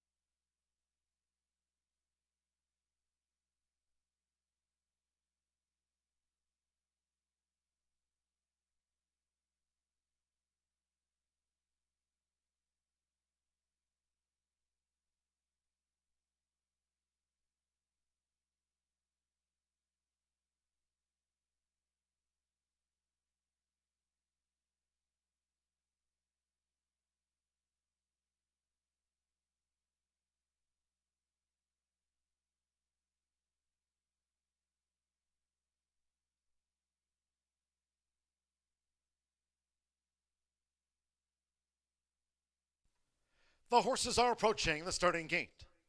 Last call for the 20-cent Straight Fire 6. Jackpot stands at $38,513. Going to the 5 furlong main track start. Muddy track for race 3.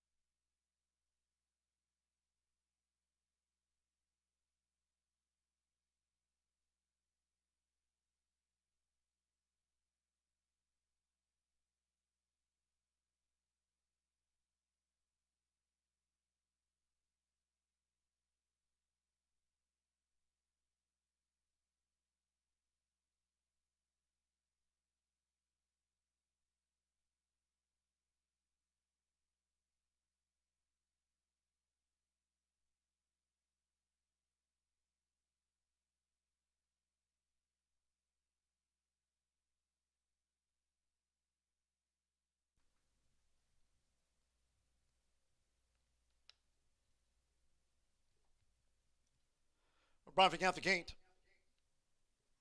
It is now post time. At 5 furlongs, loading for our third of the day. Here's Smokin' Richie, Jareth Lubberry for Larry Ravelli. Smokin' Richie, the rail draw.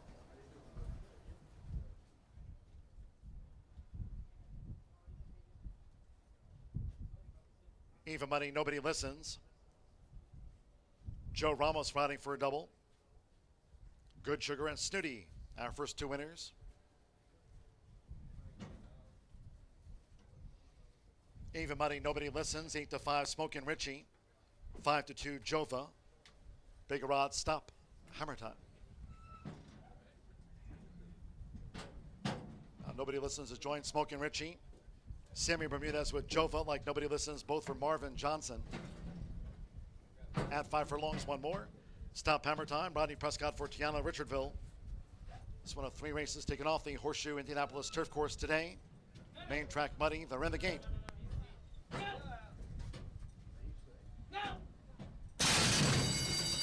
They're off. Racing 5 furlongs, and Smokin' Richie tears out of there for Jareth Lubberry. Smokin' Richie leads the gray. Nobody listens as they go past the half-mile pole. 1-2. Smokin' Richie 3/4 length. Nobody listens, stays close there for Joe Ramos. A break of 6 more. Toward the inside is Jova, running in third for Sammy Bermudez, and into the hands of Rodney Prescott. Stop Hammer Time at 16-1 trails the State Bred Sprint, taken through a quarter by Smokin' Richie, who leads with the rail in 21.86 seconds. Nobody listens, tries to get up here to Smokin' Richie, who leads for home. A gap away to Jova, who strains away in third, and Stop Hammer Time is last. It's Smokin' Richie, who's opened up now in the final furlong and a half. Smokin' Richie is kicked away from Nobody Listens. Then Jova toward the inside and Stop Hammer Time, but coming past the 16th with Jareth Lubberry. Smokin' Richie was the rocket for the Riv. Smokin' Richie won by 4. Nobody Listens chased the winner. Smokin' Richie throughout the sprint. Jova third, then Stop Hammer Time, last of the quartet.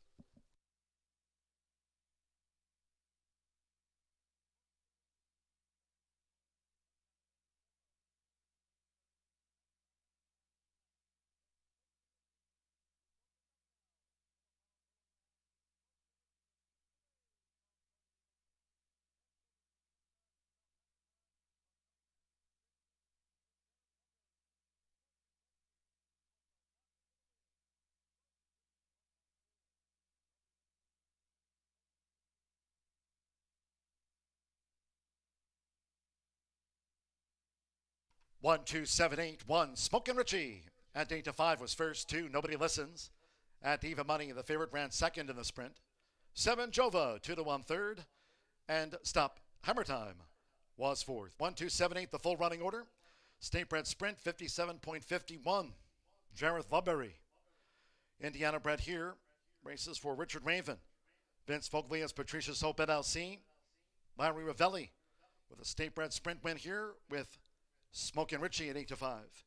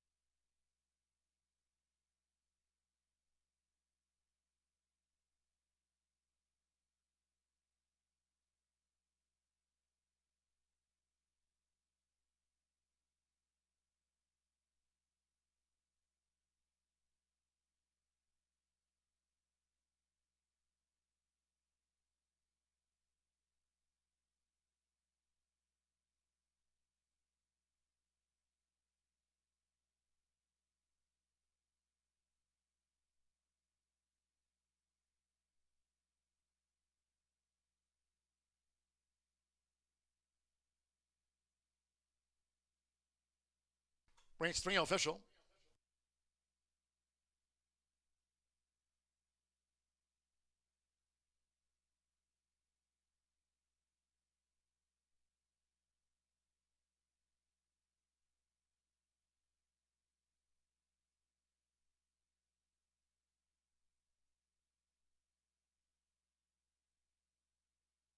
Returning to the winner's circle, the 1, Smokin' Richie with Jareth Ludbury. Smokin' Richie is a 5-year-old big gelding by Awesome, of course. Out of Streamin' Heat by Bring the Heat. Bred in Indiana by co-owner Richard Raven, who owns a partnership with Vince Foglia's Patricia's Hope LLC and trained by Larry Ravelli. J-Love for the Riv with the Indiana bred sprinter, now 5-time winner, Smokin' Richie. Results and prices after race 3. $5.20 to win. On the 5-year-old, now 5-time winner, Smokin' Richie, 1278, 57.51. 1-2 exacta paid $10.20. 2-1 double, $16.20. First pick 3 on the card. 6 with the 2 is Smokin' Richie the 1. Pick 3 for an even, $30. And the fourth race, no scratches, all 9 run. 1 altered, a jockey change to Marcelino Pedroza Jr. Marcelino Pedroza Jr. on 1 altered. Race 4 with exacta, trifecta, superfecta, double pick 3. Start of the 50-cent pick 5 and a 10-cent grand high 5. All 9 run. Race 4 sprint features the pentafecta bet. Post time 5:03. That's in 25 minutes time.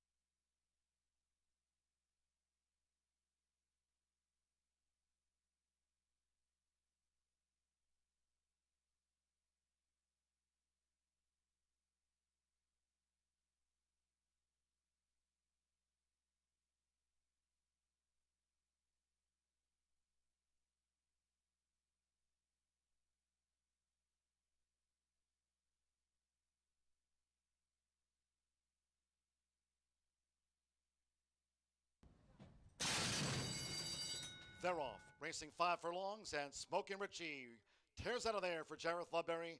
Smokin' Richie leads the gray. Nobody listens as they go past the half-mile pole. 1-2. Smokin' Richie 3/4 length. Nobody listens, stays close there for Joe Ramos. A break of 6 more. Toward the inside is Jova, running in third for Sammy Bermudez, and into the hands of Rodney Prescott. Stop Hammer Time at 16-1 trails the State Bred Sprint, taken through a quarter by Smokin' Richie, who leads with the rail in 21.86 seconds. Nobody listens, tries to get up here to Smokin' Richie, who leads for home. A gap away to Jova, who strains away in third, and Stop Hammer Time is last. It's Smokin' Richie, who's opened up now in the final furlong and a half. Smokin' Richie is kicked away from Nobody Listens. Then Jova toward the inside and Stop Hammer Time, but coming past the 16th with Jareth Ludbury. Smokin' Richie was the rocket for the Riv. Smokin' Richie won by 4. Nobody Listens chased the winner. Smokin' Richie.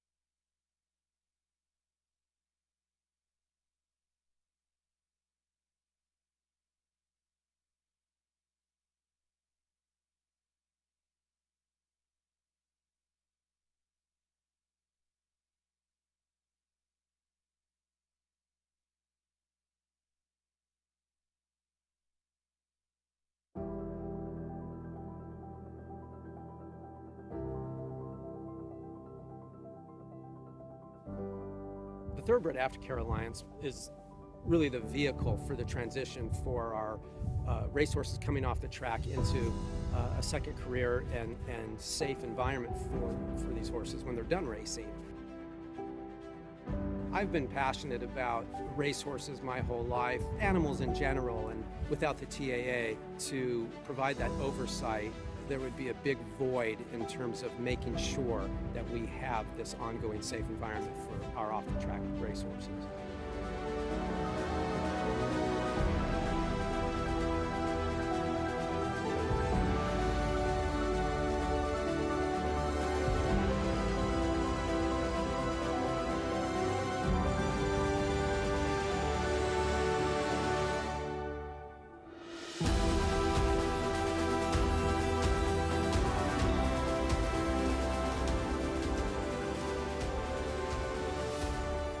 I'm excited about the undertaking and excited about working with our board and our team at the TAA to continue the wonderful progress that has been made. So I'm very excited about what the future holds.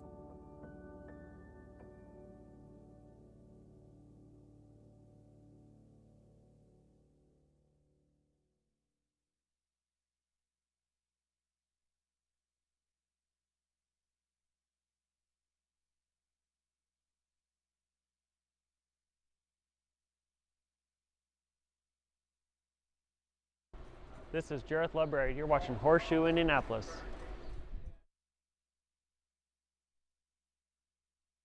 A whole new season of horse racing and a brand new name. I'm Big Joe Stasiak, and this is Legendary Horsepower, sponsored by Horseshoe Indianapolis Racing and Casino in Shelbyville.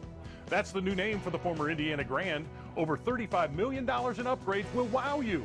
And running at Horseshoe Indianapolis, and hello, Broke Short. Horseshoe Indianapolis welcomes John Dooley. The legendary track announcer from Arlington Park has the call this season. And John, they clearly picked a winner in you. Well, it's great to be here at Horseshoe Indianapolis. All the great fans, everyone's welcoming with open arms, and really looking forward to the meet and first month. And we have a long way to go until the day before Thanksgiving to wrap up the 2022 season. You've called hundreds of graded stakes races. How do you prepare?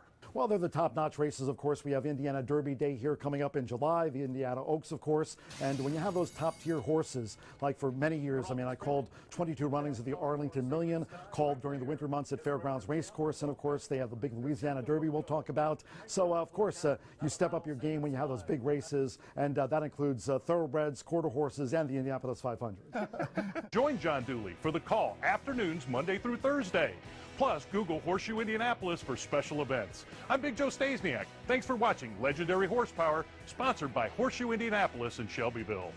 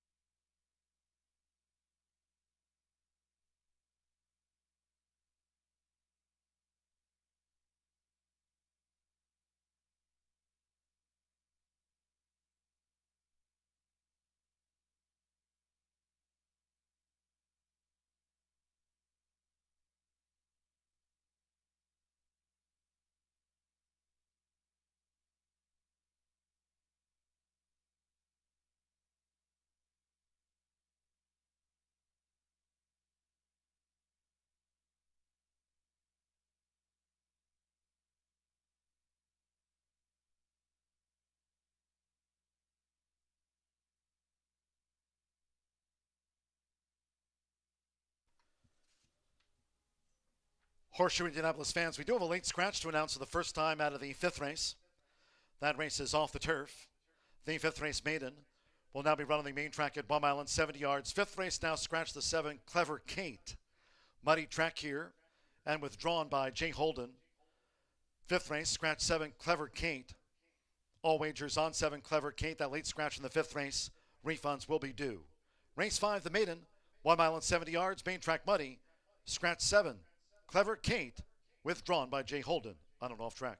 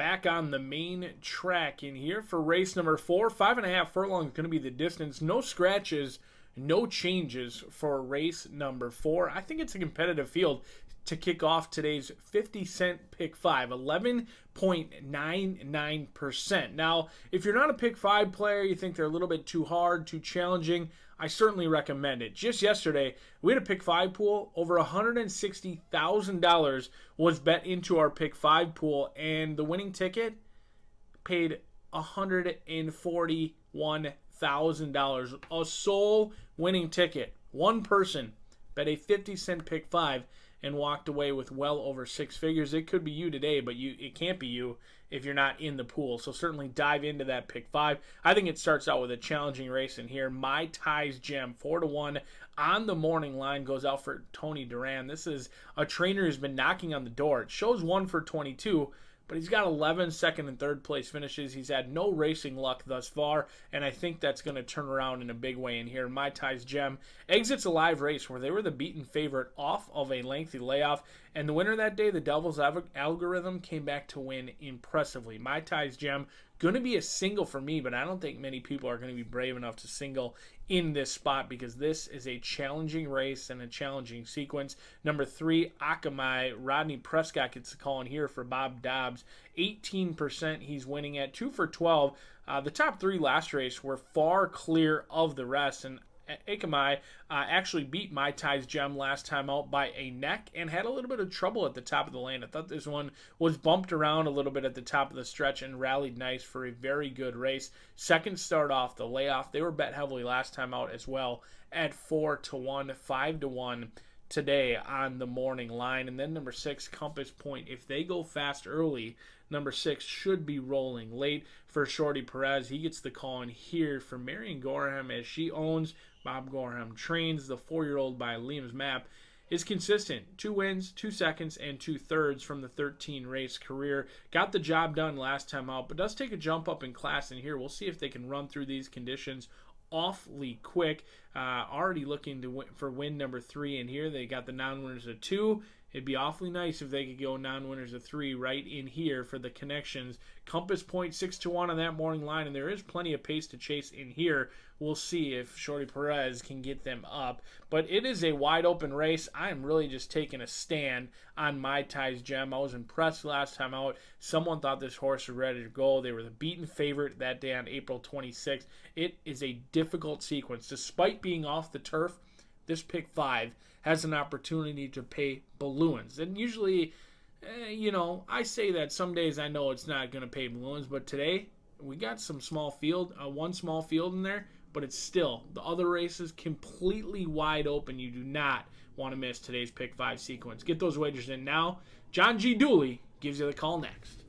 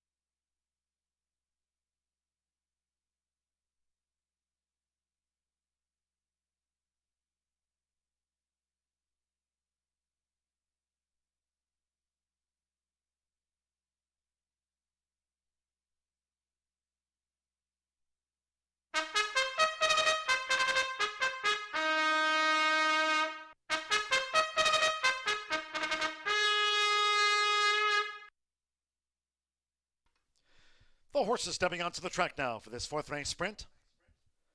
Indiana breds over the 5.5 furlong distance. Main track remains labeled muddy. Hearing field of 9. All 9 run. There's a jockey change for the 1. There's altered with Marcelino Pedrosa Jr. leads the parade. Marcelino Pedrosa Jr. on the 1 altered. Race 4 features Exacta, Trifecta, Superfecta, Double Pick 3, Pentafecta. Sprint starts off the 50-cent Pick 5. Muddy track. Now 3 minutes to post time. 3 minutes.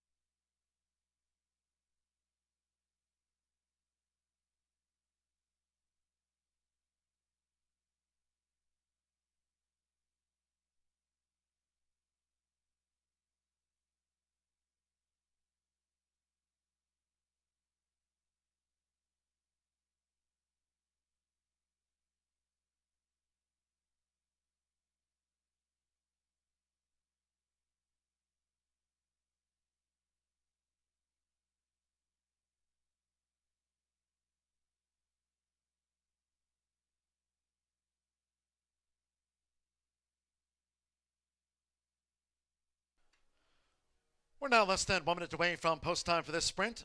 Starts off the 50-cent Pick 5, Muddy track. The fourth race due off.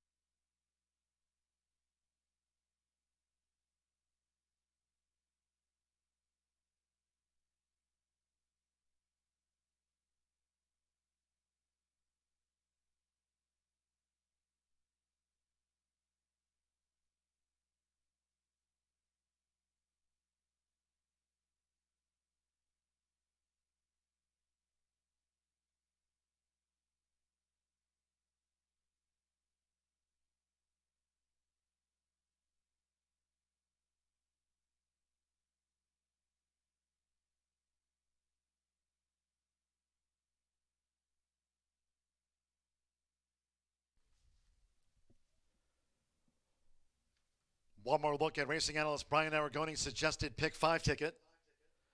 Going to the 5.5 furlong start for race 4. Start to the pick 5 on a muddy track. The horses are approaching the starting gate. All 9 run.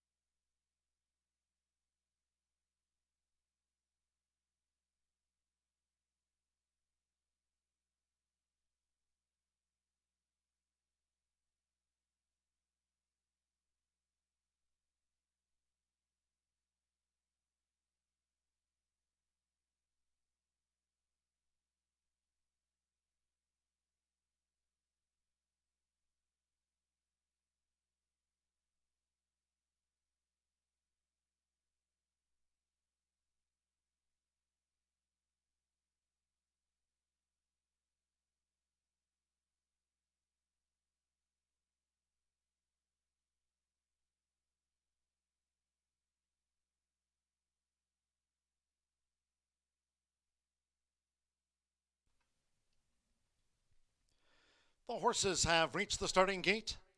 It is now post time. They're going in. Alex Achard with King Social. Marciano Pedroza Jr. altered has the rail draw. Now Eddie Perez with Compass Point, a last out sprint winner from post 11, which has been very tough to do. Manny Esquivel, Azaro steals in. Santos Sanjor, Mai Tai's Gem. Now Roddy Prescott. Akamai drew 3. Deshaun Parker, Bonnie Bill, Red Black Triangle coming up. Prentice Andrea Rodriguez with Rich Kingdom. At 5.5 furlongs, Muddy Track standby. One more. Prentice Gage Holmes was successfully done. Good luck if you have a pick 5 bet on. They're in the gate. Rough and sprinting. Compass Point tears out of there for Eddie Perez. Here's speed from Akamai, who moves through to engage. Compass Point in the early stages. Bonnie Bill in the yellow cap looking to make a split. Mai Tai's Gem is also fast on the scene as they line up for this. Rich Kingdom and successfully done is caught wide from 9 as they battle hard. Going past the half-mile pole, where at the inside Akamai is just the leader. Then we come back to Azaro Steel, altered with the rail, and King Social is dropped back to last. Action-packed quarter, 22.50 seconds at the 2.5. And it's Akamai who just leads. Mai Tai's Gemu looms up, and Rich Kingdom launching a 3-wide bid as these Indiana breds come past the quarter pole. And successfully done is stoking up on the far outside. Compass Point and Bonnie Bill gets a rail run. And Azaro Steel was switched out and is charging. 1 furlong to go. It's Akamai who's had a real fight on his hands. Akamai repels Mai Tai's Gem. But here's Azaro Steel who's charging hard on the outside. It's Akamai, Azaro Steel, Akamai, Azaro Steel, photo finish. King Social gained 3rd, and then Compass Point and Rich Kingdom. Azaro Steel outside of Akamai, close call.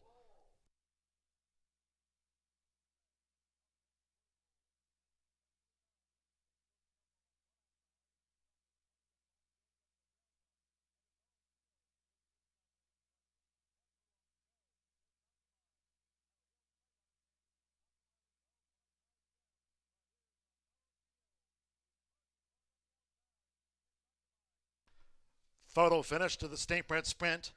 105.73. Here it is. Oh, it's in the judges' hands. Photo finish after race 4. Hold all bets.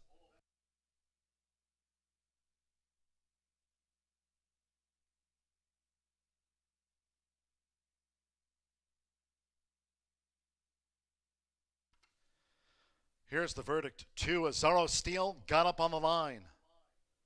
3, Akamai denied. 5, King Social 3rd. 6, Compass Point 4th. And 8, Rich Kingdom for the Pentafecta, Manny Esquivel. Where Cipriano Contreras at 6-1. Azaro Steel got up in time.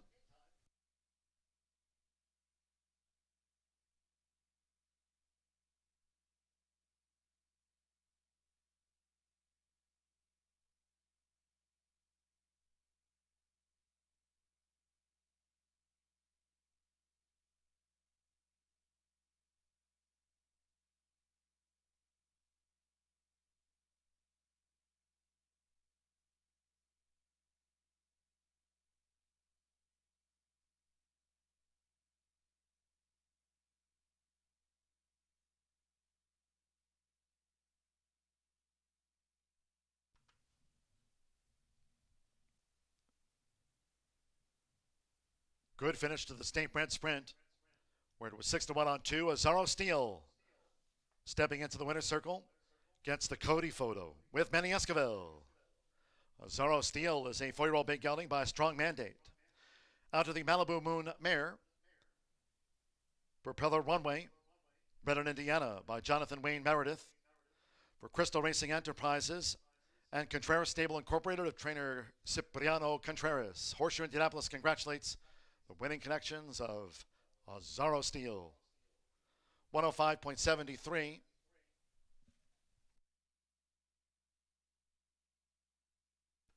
The result of the 4th race official.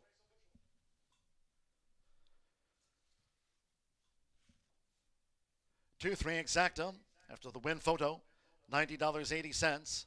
50-cent trifecta paid $203.05. Compass Point ran 4th. 10-cent superfecta, 2356, paid $169.59. Pick 3, 43.40. 1-2 double, $50.80. 50-cent early pick 4 started on the 3:30 opener. $318.70, 6-2-1-2, pick 4. And with Rich Kingdom 5th, 10-cent grand high 5 paid $851.05, 2-3-5-6-8 for the pentafecta. All 9 ran. In the 5th, off the turf, the maiden will be run on the main track at 1 mile and 70 yards. Scratch 1 Lady Livermore. The 4 Proliferation. 7 Clever Kate. That was a late scratch. Main track remains labeled muddy. Withdrawn by Jay Holden. 7 Clever Kate on this off track. Scratch 1-4-7. Take out 11 Minglewood. Scratch 12 Sakona. 13 Viewers Discretion has also been withdrawn. And scratch the also eligible number 14 Blue Water Lady. Race 5 maiden, 1 mile and 70 yards. Scratch numbers 1, 4, 7, 11 through number 14. All have been scratched. Exacta, trifecta, superfecta, double pick 3. Maiden starts off the 50-cent late pick 4 here at Horseshoe Indianapolis. Post time in 20 minutes off at 5:33. Reminding all fans, no live racing here tomorrow. You can join us at the OTB for the running of the Black Eyed Susan Stakes from Old Hilltop. Saturday, Preakness Day. No live racing here Sunday. Upcoming race week, Monday, Tuesday, Wednesday, post time 2:30. Next Thursday off at 3:30. Follow and tweet us at HS Indy Racing. Good finish to the State Bred Sprint. Race 4, Race Rewind, next.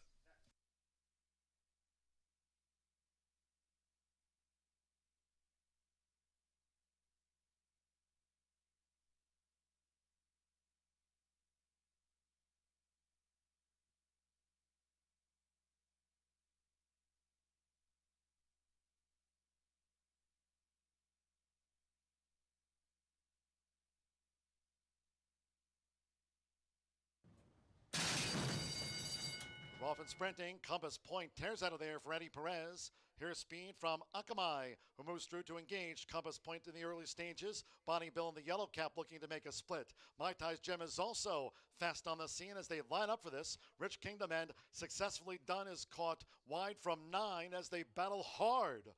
Going past the half-mile pole, where at the inside Akamai is just the leader. Then we come back to Azaro Steele altered with the rail, and King Social is dropped back to last.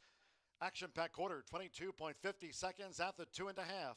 And it's Akamai who just leads. Mai Tai's Gemu looms up, and Rich Kingdom launching a 3-wide bid as these Indiana breds come past the quarter pole. And Successfully Done is stoking up on the far outside. Compass Point and Bonnie Bill gets a rail run. And Azaro Steele was switched out and is charging. 1 furlong to go. It's Akamai who's had a real fight on his hands. Akamai repels Mai Tai's Gem. But here's Azaro Steele who's charging hard on the outside. It's Akamai, Azaro Steele, Akamai, Azaro Steele, photo finish. King Social gained 3rd, and then Compass Point and Rich Kingdom. Azaro Steele outside of Akamai.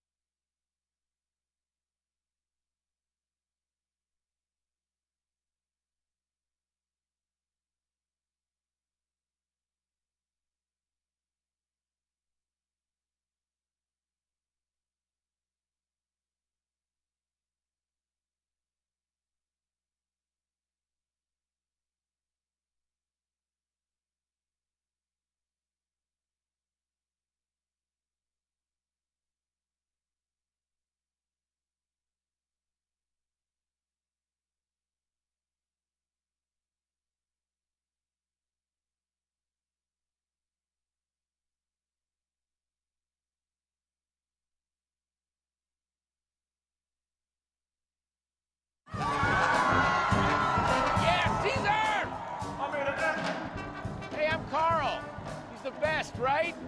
I was at all his early speeches. The Aqueduct one. I've had the Caesars app since it was in beta testing. Oh, my Caesar's in the house! The live in-game betting was my idea. Yeah, you know, I usually like bet on hockey and stuff. Oh my God, they're up by 2. Hey, I'm Carl.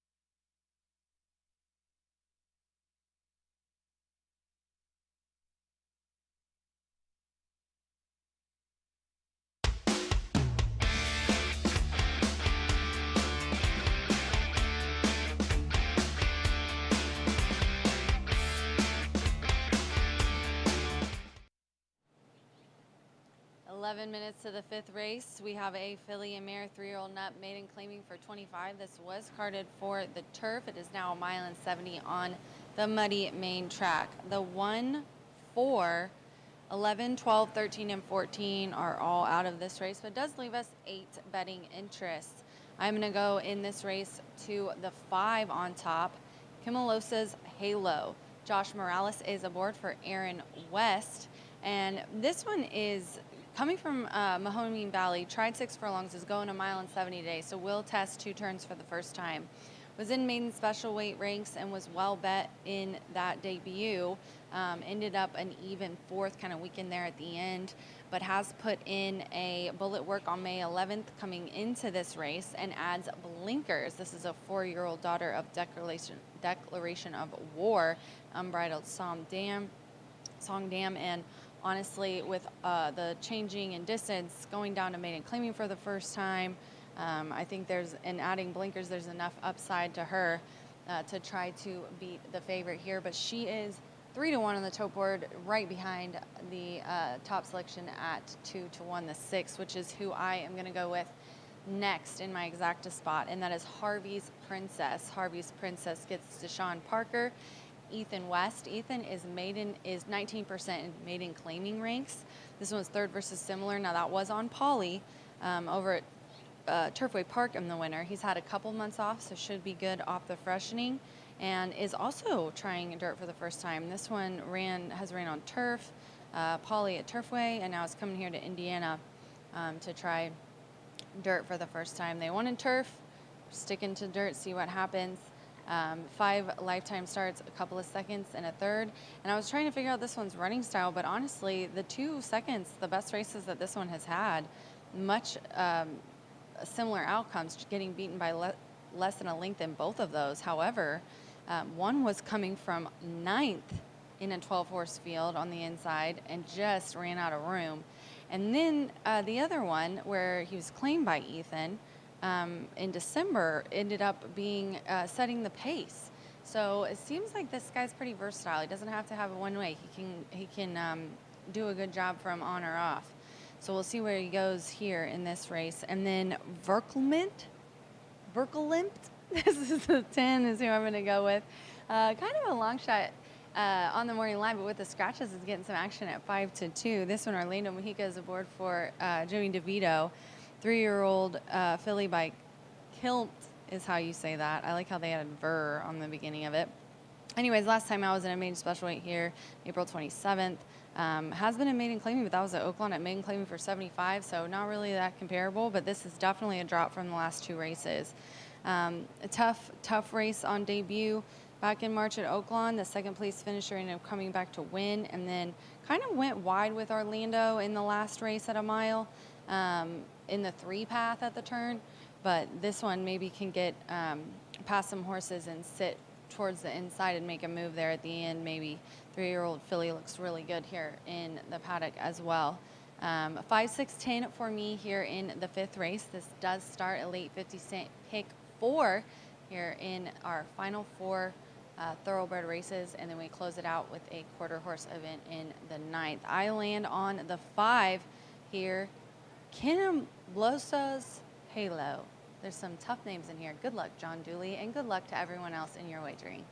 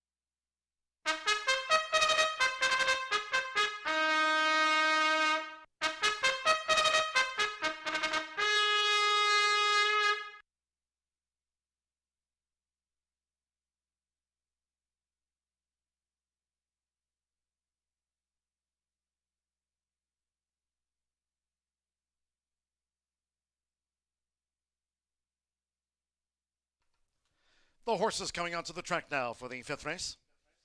This race will be run on the main track over the 1 mile 70 yards. Scratch 1 Lady Livermore, 4 Proliferation, 7 Clever Kate.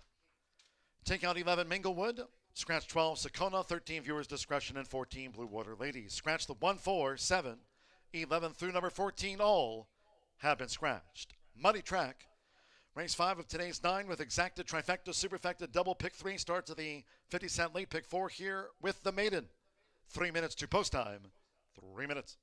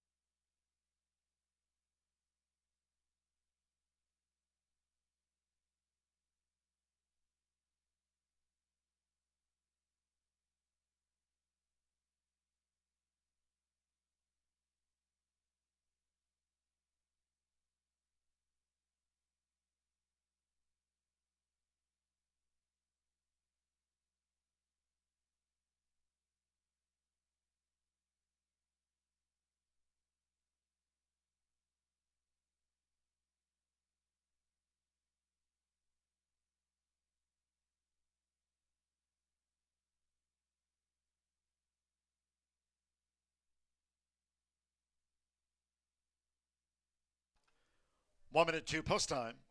1 minute to the maiden.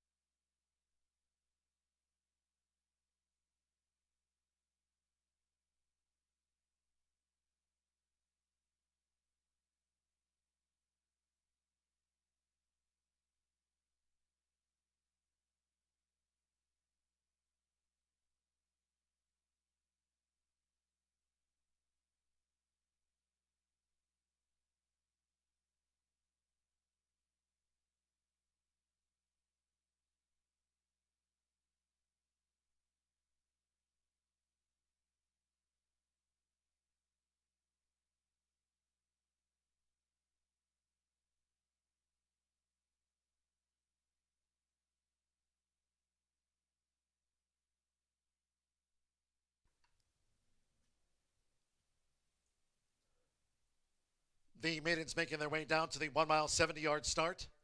Race 5. First leg of the 50-cent late pick 4 muddy track. Going down to the 1 mile 70-yard start for race 5.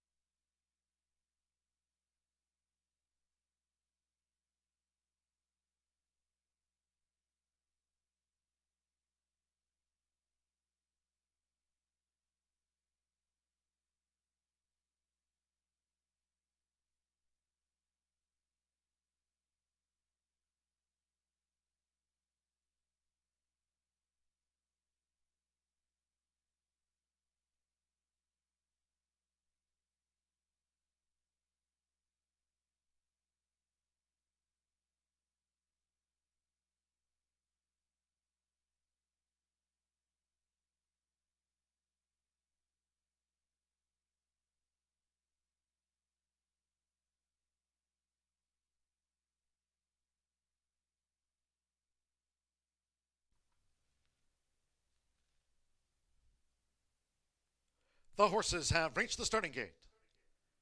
It is now post time. At 1 mile 70 yards, they're going in to Sean Parker with Harvey's Princess. Marcino Pedrosa Jr. and Ruth joins Harvey's Princess. Rodney Prescott with Enchanting Lucille. Is it okay? Reina de la Rose, Jareth Ludbury won our third race sprint. Edgar Morales with Sanador. Josh Morales, Kimalosis Halo, like Enchanting Lucille, both for Aaron West. Harvey's Princess, 6-5 favorite to take out the fifth. Here's Kimalosis Halo.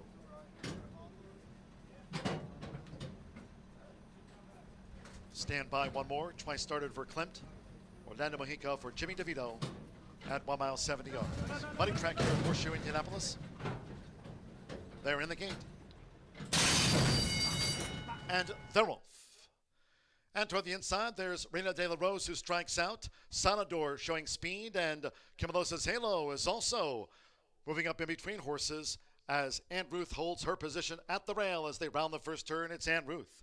So Ann Ruth will take the shortest way around there for Marcino Pedrosa Jr. Leads 3/4 length to Reina de la Rose, with Kimalosis Halo running 3 wide and Sanador's 4 deep as these maiden fillies line up for it going to the back of the track. With Verklempt in the black sleeves off this front flight, settled in 5th. Harvey's Princess is 6th, making this backstretch run just over 5 furlongs to go. And the newcomer, Enchanting Lucille, has dropped back to last. The opening quarter in the mud, 24.30 seconds, nearing the half-mile pole. At the inside, it's Reina de la Rose, who's taking a short lead now for Jareth Ludbury, with right there, Kimalosis Halo in between fillies as Sanador continues to race wide, but is in range, Sanador, as they head to the far turn.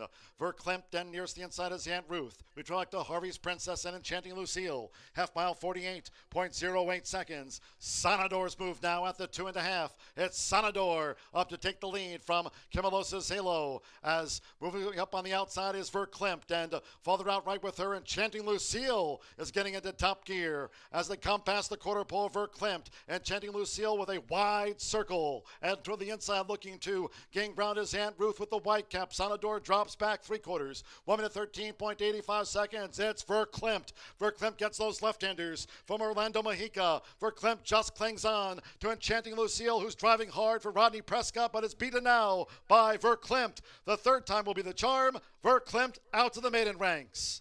Harvey's Princess gained 2nd. Enchanting Lucille lost place late, and Aunt Ruth finished 4th, well clear.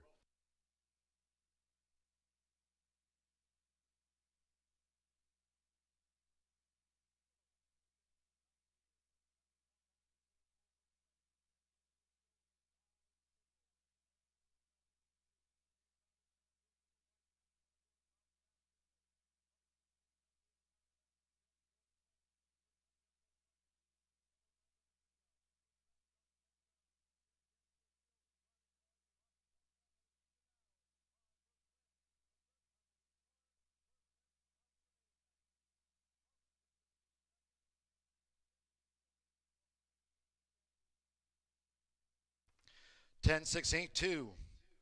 145.57 after the maiden. The judges have posted the full unofficial running order after the fifth race. 10, Verklempt. 5-2 first, 6. Harvey's Princess at 6-5. The favorite gains second on the line from 8, Enchanting Lucille. 9-1, or 10-1 with the debut third, Enchanting Lucille, and 2 Aunt Ruth, 18-1 on the fourth. So 5-2, Verklempt over 6-5. Harvey's Princess, 10-1. Enchanting Lucille, Aunt Ruth, 18-1 for the Superfecta, 10-6-8-2. This was her third run. Klimt filly, Orlando Mexica for Jimmy DeVito. Black sleeves of Double Down Stables of Richard Templer. It's Verklempt at 5-2.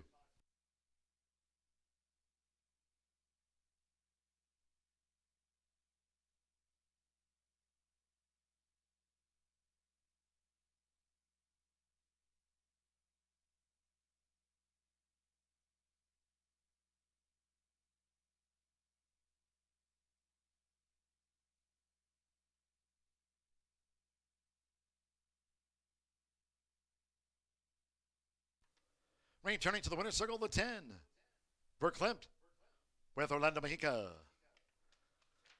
Verklempt is a 3-year-old bay filly by Klimt. Out of Hobie wins by exchange rate, bred in Kentucky by St. Simon Place. Jimmy DeVito trains for Richard Templer's Double Down Stables Incorporated. Here's Verklempt and the Horseshoe Indianapolis winner's circle. Verklempt in her third run gets a Cody photo.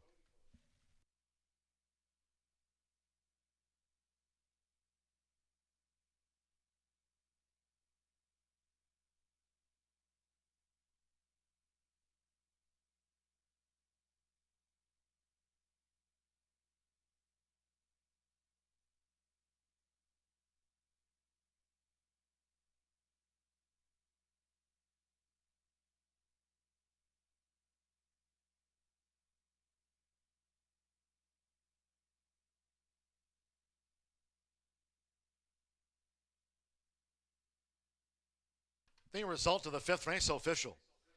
10-6-8-2, result confirmed by the judges. Verklempt has beaten Harvey's Princess. Enchanting Lucille, debut third. Aunt Ruth was fourth. Pick 3, 1-2-10, paid $45.75, 50-cent pick 3. 10-6 exacta, $14. 50-cent trifecta, 10-6-8, $21.55. 2-10 double, $61.60. $18.38, the 10-cent superfecta, 10-6-8-2. 7 fillies ran, 145.57, favorite second. In the sixth race, State Bred Sprint, Carter for the 5.5 furlong, scratch the 4, I Want to Be Perfect, scratch the 4. No jockey changes. The 10 Cactus Flower and 1 pound to the weight. 12 Sky's Image plus 1 pound, scratch the 4. Exacta, trifecta, superfecta, double, pick 3. Post time for the sixth race will be in 20 minutes off here at 6:03.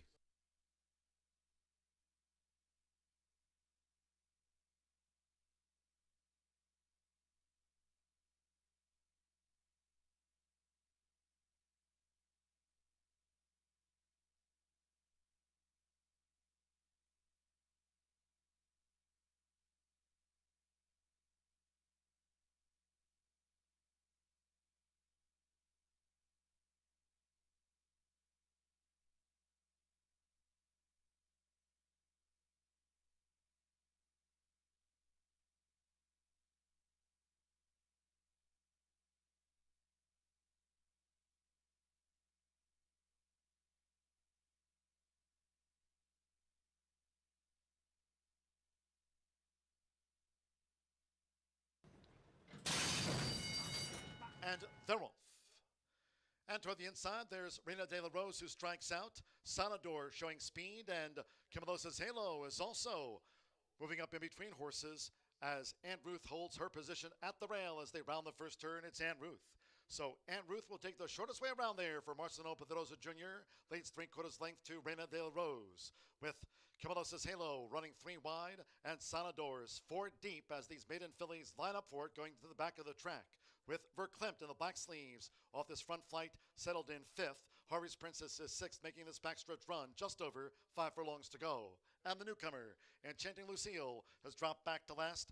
The opening quarter in the mud, 24.30 seconds, nearing the half-mile pole. At the inside, it's Reina De La Rose, who's taking a short lead now for Jareth Ludbury, with right there Kimalosa's Halo in between fillies as Sonador continues to race wide, but is in range, Sonador, as they head to the far turn. Verklempt and nearest the inside is Aunt Ruth. We draw back to Harvey's Princess and Enchanting Lucille. Half-mile, 48.08 seconds. Sonador's move now at the 2.5. It's Sonador up to take the lead from Kimalosa's Halo, as moving up on the outside is Verklempt, and farther out right with her, Enchanting Lucille is getting into top gear as they come past the quarter pole. Verklempt, Enchanting Lucille with a wide circle, and toward the inside looking to gain ground is Aunt Ruth with the white cap. Sonador drops back 3/4. 1 minute 13.85 seconds. It's Verklempt. Verklempt gets those left-handers from Orlando Mojica. Verklempt just clings on to Enchanting Lucille, who's driving hard for Rodney Prescott, but is beaten now by Verklempt. The third time will be the charm. Verklempt out to the maiden ranks. Harvey's Princess gained second. Enchanting Lucille lost place late, and Aunt Ruth finished fourth, well clear.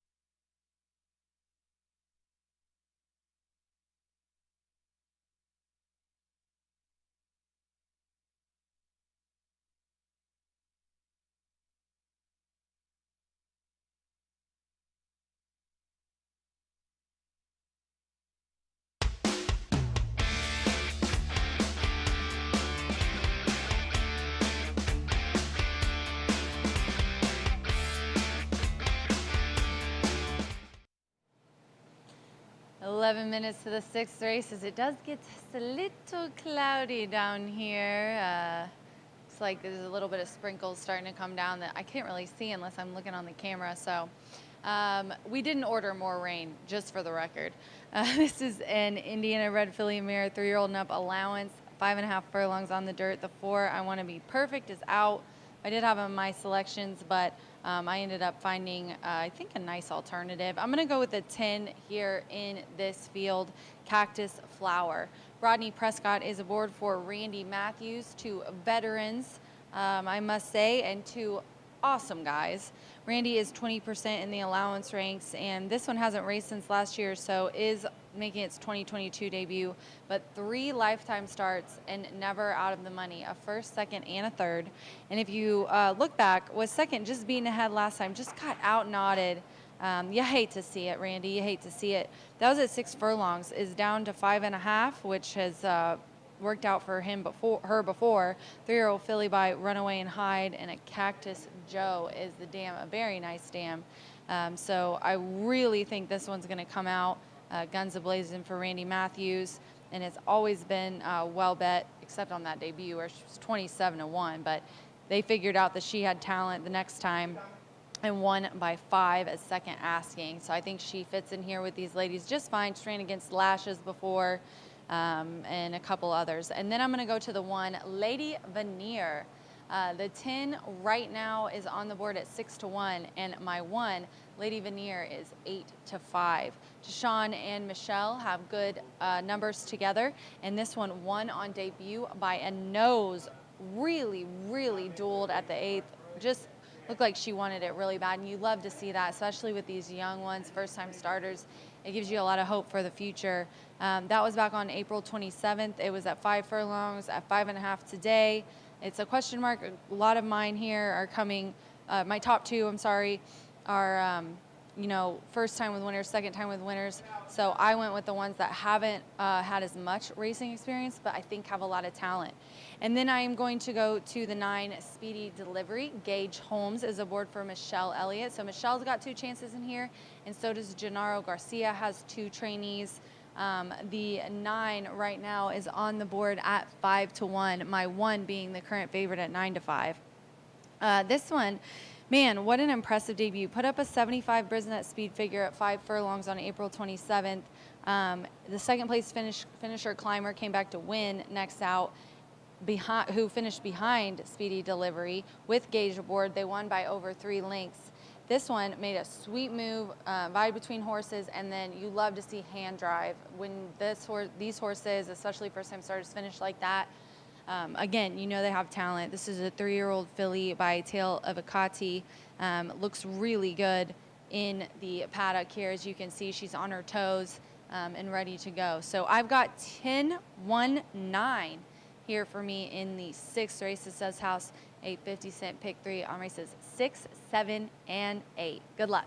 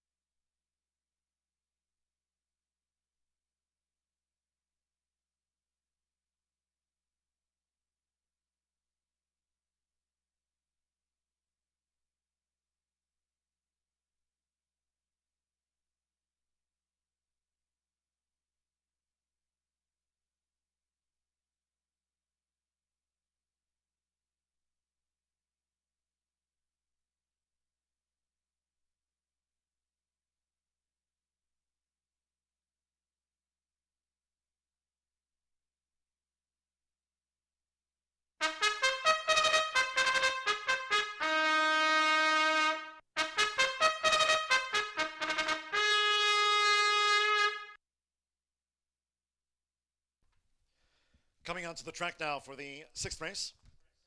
This state-bred sprint over the 5.5 furlongs. Track remains labeled muddy here at Horseshoe Indianapolis, a field of 11. Scratch the 4, I Wanna Be Perfect. Scratch the 4. No jockey changes, 10 Cactus Flower, 1 pound over. 12 Sky's Image plus 1 pound. The 4's a non-runner. Exacta, trifecta, superfecta, double pick 3. 3 minutes to post time.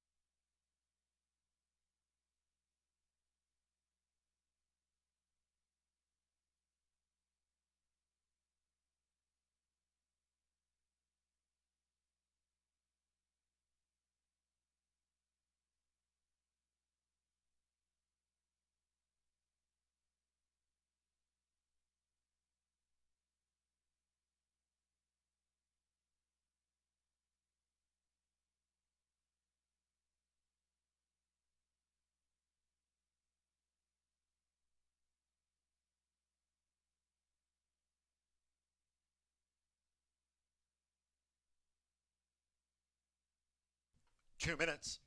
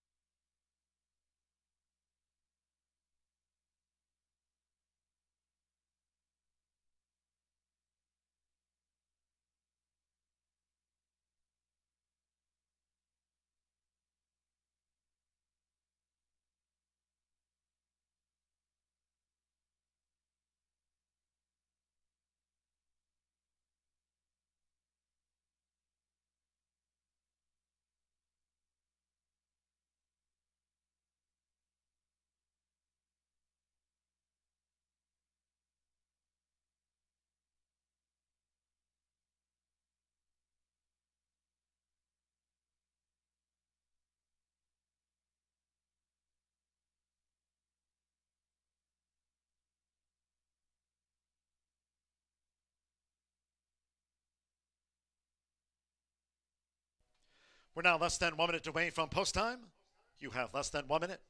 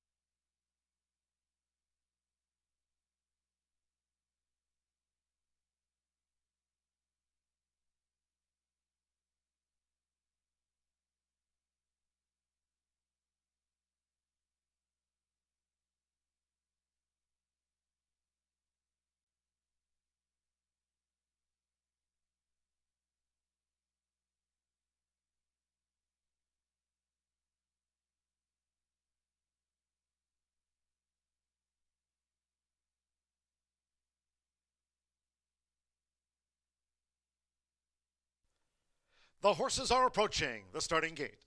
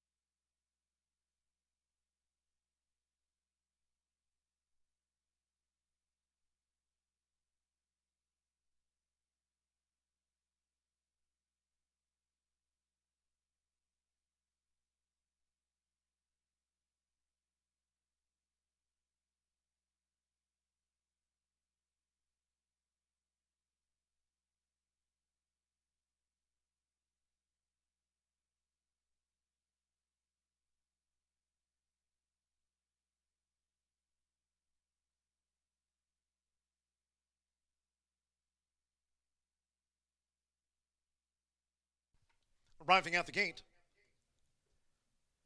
it is now post time. At 5.5 furlongs, muddy track, they're going in to Sean Parker. Lady Veneer has the rail draw. Jose Riquelme with Lashes. Now Mia Estrella, Manny Esquivel on the Thursday scoreboard. Sammy Bermudez, Chelsea Strength drew 3. Andre Zaloa with Lady Don't Mind, now facing up to the gate. Victor LeBron partners Just a Simple Girl. Now apprentice Gage Holmes with Speedy Delivery. Red-black triangle. Went in well, Speedy Delivery. Tapping into Summer. Tommy Pompel won the opener.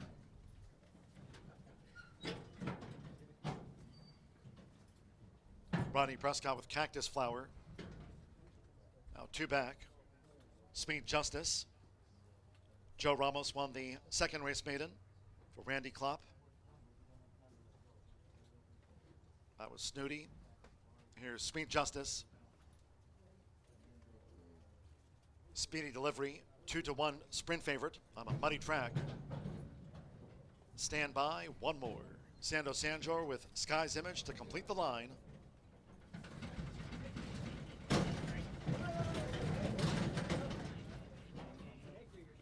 They're in the gate.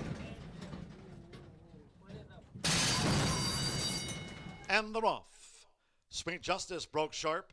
Cactus Flower. There's Lady Veneer, Mia Estrella, and even Speedy Delivery whipping up the pace. It's Speedy Delivery, who's forged in front now of Lady Veneer, the rail. Mia Estrella in the white cap is a close third. Just a Simple Girl in fourth. With the between horses, Lashes in fifth. Cactus Flower is sixth. Lady Don't Mind in that next group. They're well packed here at the 3.5 as they round the far turn.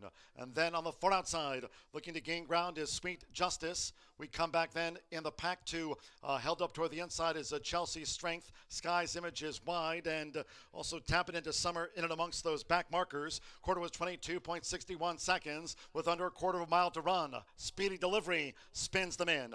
It's Speedy Delivery going for the final 3/16 with on the outside Cactus Flower, who's charging hard. Mia Estrella's lost ground toward the inside in third. Then on the outside is Sweet Justice, Sky's Image, and Lady Veneer after that. They're coming past the 16th. And toward the inside for Gage Holmes, it's Speedy Delivery. Speedy Delivery, the favorite home. Beats Cactus Flower by 2. Sweet Justice was third, then Mia Estrella, Sky's Image, Lady Veneer, Chelsea's Strength, tapping into Summer, Just a Simple Girl, Lady Don't Mind, and Lashes was last of the 11.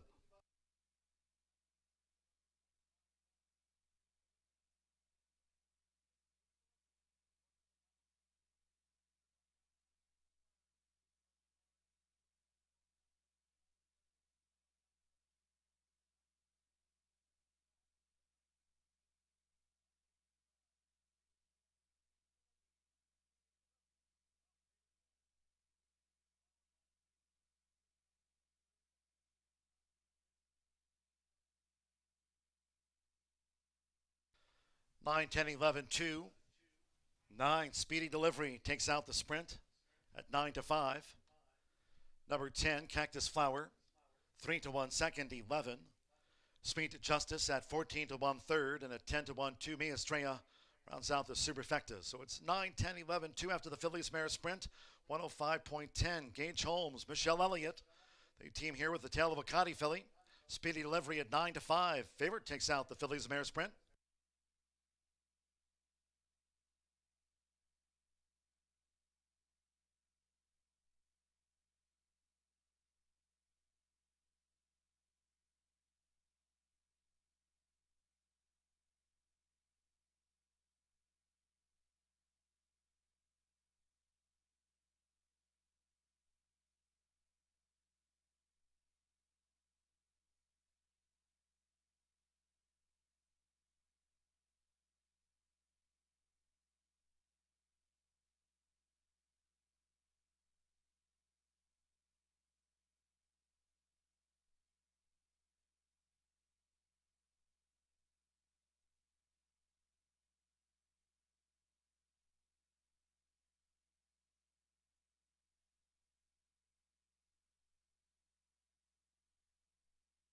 Returning to the winner's circle, the 9, Speedy Delivery with Gage Holmes.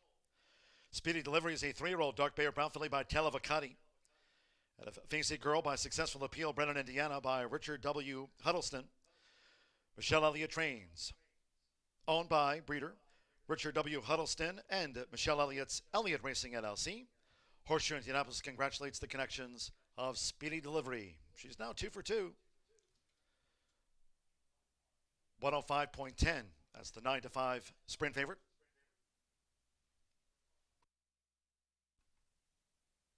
This result is official.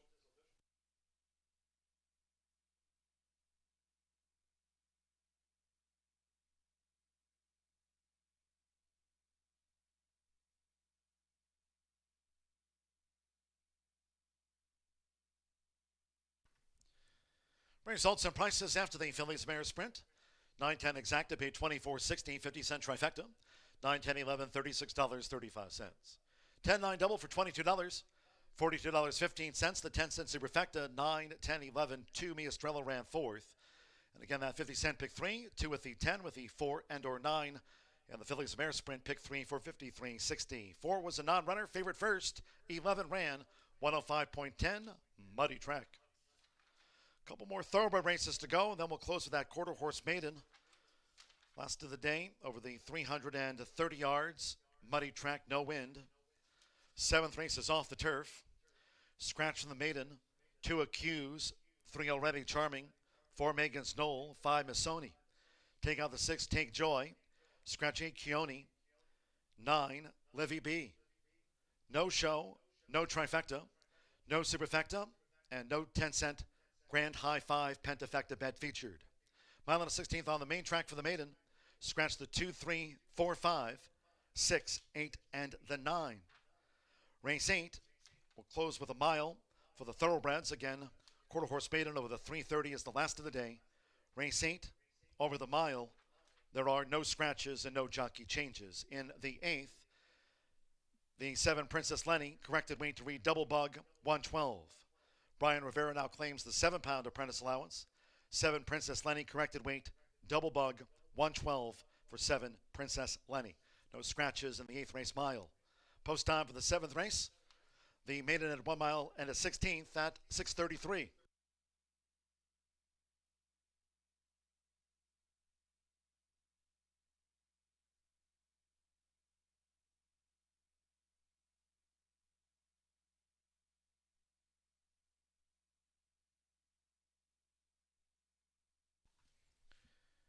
And one more note.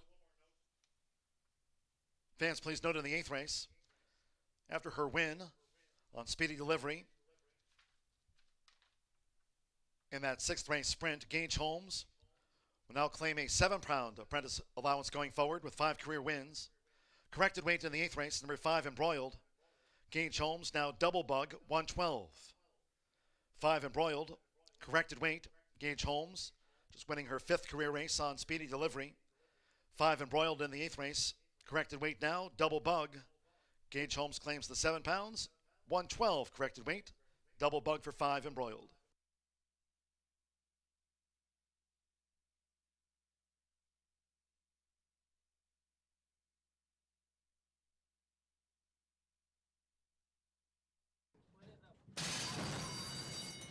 and they're off. Sweet Justice broke sharp. Cactus Flower, there's Lady Veneer, Mia Estrella, and even Speedy Delivery whipping up the pace. It's Speedy Delivery, who's forged in front now of Lady Veneer, the rail. Mia Estrella in the white cap is a close third. Just a Simple Girl in fourth. With the between horses, Lashes in fifth. Cactus Flower is sixth. Lady Don't Mind in that next group. They're well packed here at the 3.5 as they round the far turn. And then on the far outside, looking to gain ground is Sweet Justice. We come back then in the pack to held up toward the inside is Chelsea's Strength. Sky's Image is wide and also tapping into Summer in and amongst those back markers. Quarter was 22.61 seconds with under a quarter of a mile to run. Speedy Delivery spins them in. It's Speedy Delivery going for the final 3/16 with on the outside Cactus Flower, who's charging hard. Mia Estrella's lost ground toward the inside in third. Then on the outside is Sweet Justice, Sky's Image, and Lady Veneer after that. They're coming past the 16th. And toward the inside for Gage Holmes, it's Speedy Delivery. Speedy Delivery, the favorite home. Beats Cactus Flower by 2. Sweet Justice was third, then Mia Estrella, Sky's Image, Lady Veneer, Chelsea's Strength, tapping into Summer.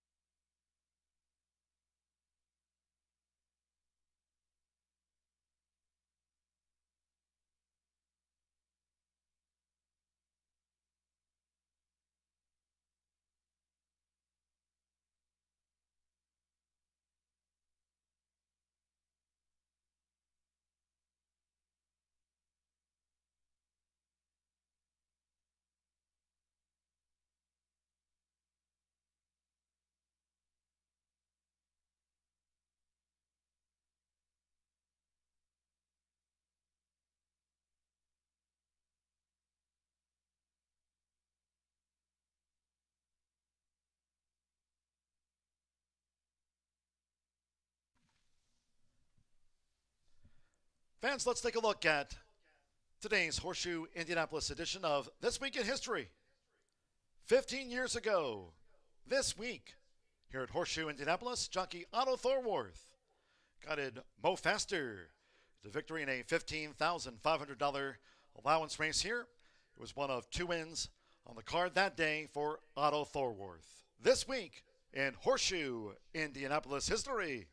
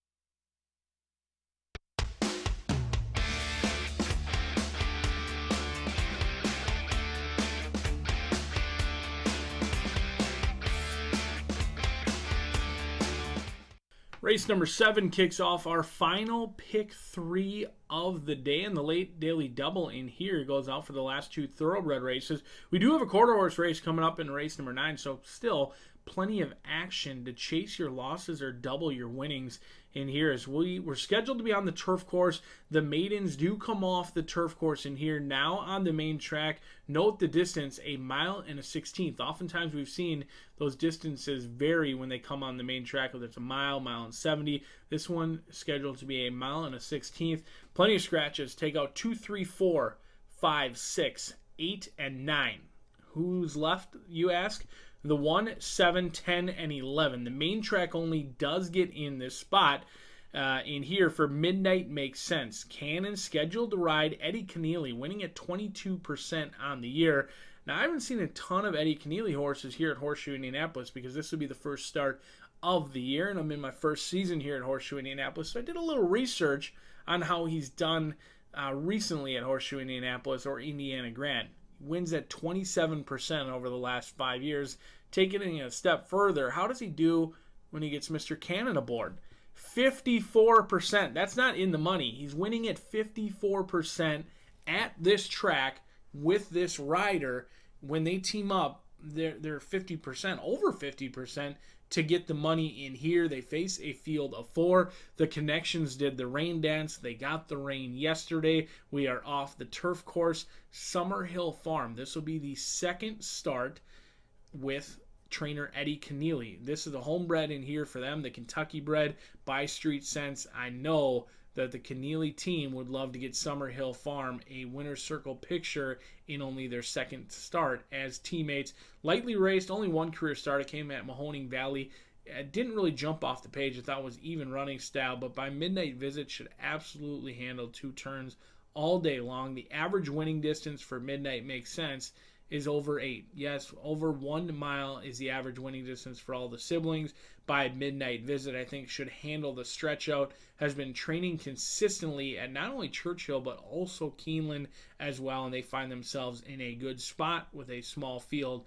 Midnight Makes Sense is the one to beat, maybe the one to bet. Is a horse I've lost money on the last 2 times. There's no doubt about it. I've been chasing Beach Kitten throughout this meet. I thought the races at Turfway Park were sneaky good. I looked pretty smart both times at the top of the lane last time out, and when the wire came, wasn't feeling nearly as smart and wasn't feeling nearly financially responsible either, because Beach Kitten had to settle for second and third the last 2 times, but did have the lead down the lane, tiring late. Now, this is a horse who can certainly handle the distance, maybe wants to go just a hair shorter. They tried sprinting early on in the career. Now, been tiring late. Last time out, set some reasonable fractions on the front end. I was more impressed with the race 2 back on April 27th. Horse sat off the lead, made a big run, couldn't sustain it after being very wide that day. I think Beach Kitten is sneaky good in this spot. We'll see what Raquelme opts to do in here, as he could go to the lead or sit off the pace. I think Midnight Makes Sense is going to set a fast fraction as well. And then a horse that should never be overlooked, anyone that is being trained by Brad Cox right now. Him and his team are off to an amazing start here. Winning at 41%, you've got a first-time starter by Cupid, a $75,000 purchase in here. I didn't see much in the way of breeding. I know the Dam made $196,000. She ended her career at the claiming ranks up in Woodbine and Gulfstream Park. $200,000 in a career is a very nice career as a racehorse. So far as a broodmare, only one horse has gone to the track and really didn't show anything at Houston for Larry Stroop. Now, there's a big difference comparing Larry Stroop to Brad Cox. Obviously, I know that, but I usually take the wait-and-see approach, at least with the breeding on a mare who hasn't really produced yet. We'll see if Outlining can outrun her odds in here for the red-hot Brad Cox. A field of 4 set to go a mile and a 16th. 4 will go to the gate. One of them will be a Maiden No More. Get those wagers in now. Don't get shut out.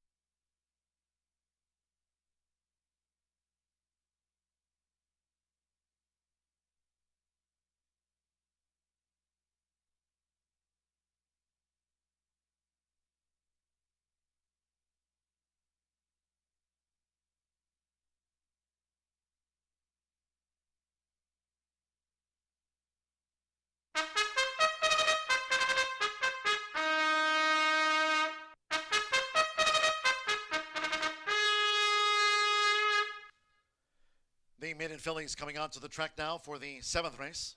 This is off the turf. As we noted, all races today were run on the main track. Main track's been muddy since the 3:30 opener. This maiden here over the mile and a 16th. A field of 4. 4 fillies run. Scratch 2 Accuse, 3 already Charming, 4 Megan's Knoll, 5 Missoni. Take out 6 Take Joy, 8 Keone, and scratch 9 Livy B. No show, no trifecta, no superfecta, and no 10-cent grand high 5 pentafecta bets. Win place, exacta, double, pick 3, scratch 2, 3, 4, 5, 6, 8, and the 9. Muddy track, scheduled off in 3 minutes time.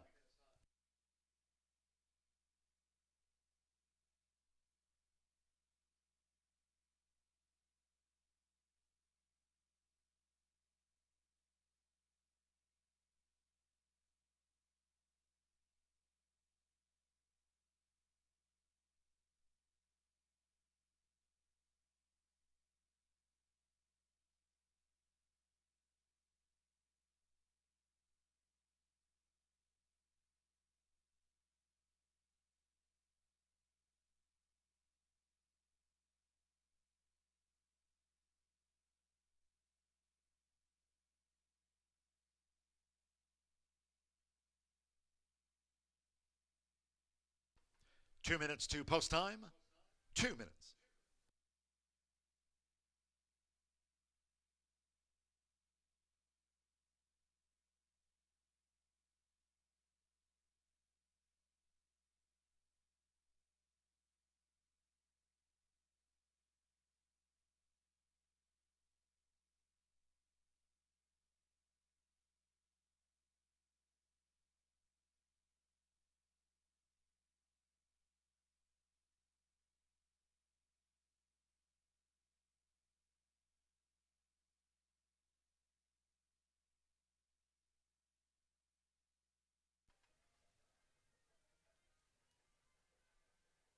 At 1 minute to post time for the maiden fillies. 1 minute.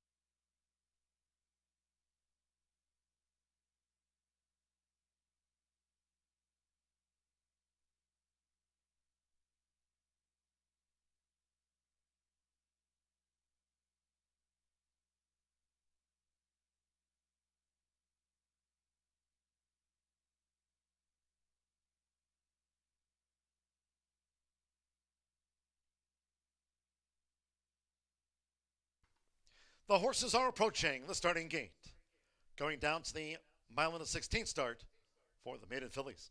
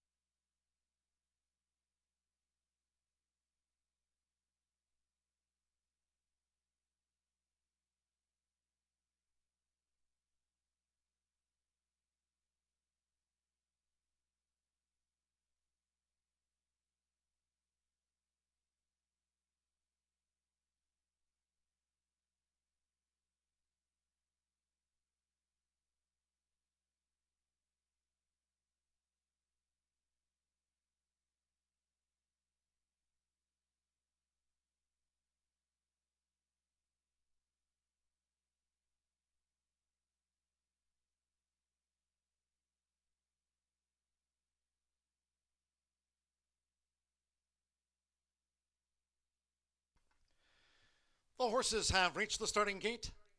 It is now post time. At a mile and a 16th, they're going in. Muddy Track, Contagious Giggle, Andrea Rodriguez for Jay Holden.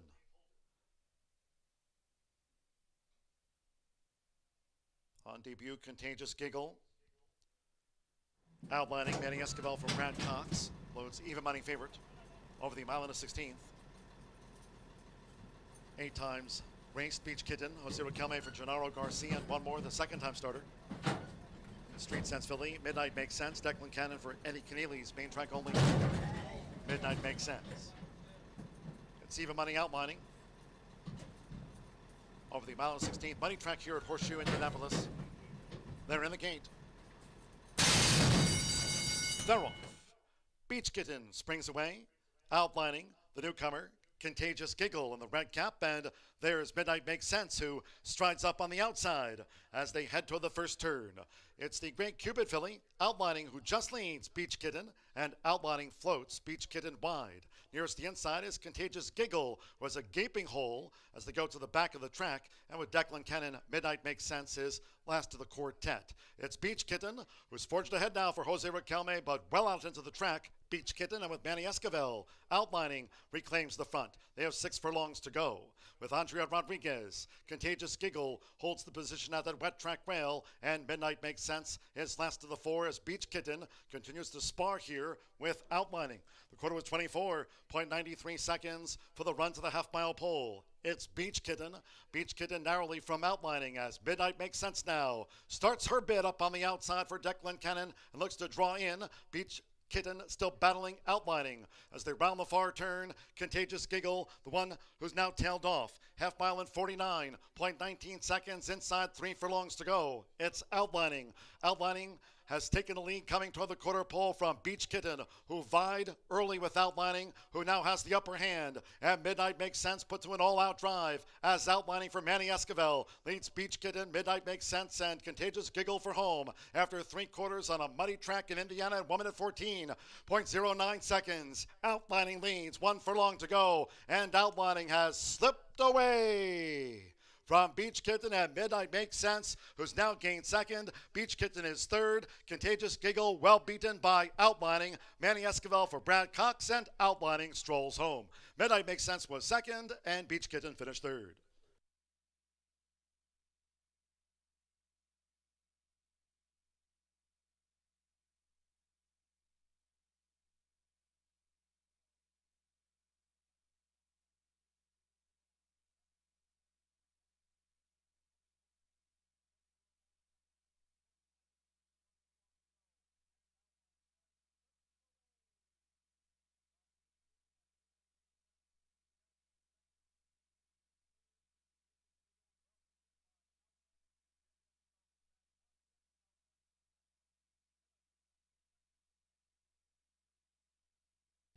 Seven, 11, 10, 1, 7 outlining. At 4 to 5, debut win, 148.28. 11, Midnight Makes Sense, 9 to 5 second, 10, Beach Kitten was third, and 1, Contagious Giggle debuts with a fourth. It's 7, 11, 10, 1, Manny Esquivel for Brad Cox. Cupid filly debuts. Outlining at 4 to 5, 148.28. For His Royal Highness Prince Sultan bin Mashal Al Saud. Here's the Cupid filly outlining. Takes out the maiden.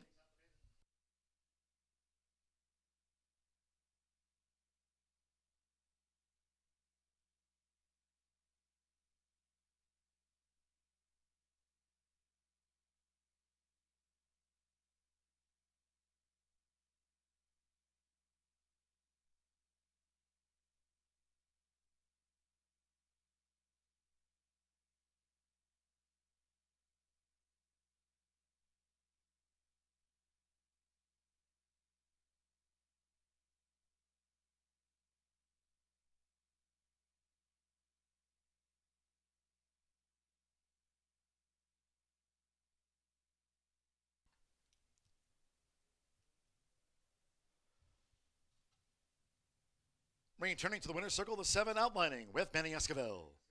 Outlining is a 3-year-old gray roan filly by Cupid. Playing for fun by action this day, Brad Cox trains for His Royal Highness Prince Sultan bin Michal Al Saud. This winner was bred in Kentucky by Hugh Moore and Everett Dyer. Horseshoe Indianapolis congratulates the winning connections. A debut win for Outlining. 148.28 muddy track was the 4-5 favorite. 7-11-10-1. Stand by for the official.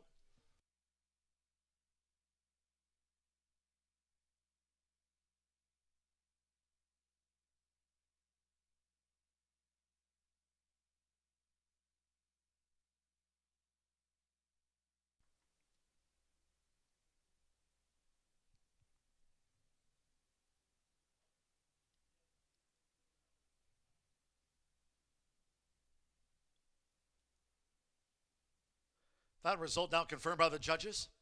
7-11-10-1. Result confirmed. Outlining. Once again, Manny Esquivel for Brad Cox. His Royal Highness Prince Sultan bin Michal Al Saud. Pick 3 paid $15.15. Results and prices after the maiden fillies. 7-11 exacta, 940, 9-7 double, 1640. The 2, 3, 4, 5, 6, 8, and 9 were all non-runners. Favorite was first on debut, Outlining, 148.28. In the 8th, the mile, there are no scratches, no jockey changes, corrected weights, 5 embroiled. Gage Holmes with 5 career wins now claims the 7-pound apprentice allowance. 5 embroiled, corrected weight double bug 112, likewise. 7 Princess Lenny. Brian Rivera with 5 career wins also claims the double bug. Corrected weight for 7 Princess Lenny to 112 pounds. Brian Rivera now claims the 7-pound apprentice allowance. Double bug 112. Corrected weight for 7 Princess Lenny. All 7 run. Exacta, trifecta, superfecta, double, 10-cent grand high 5. Post time for the 8th the mile at 7:01.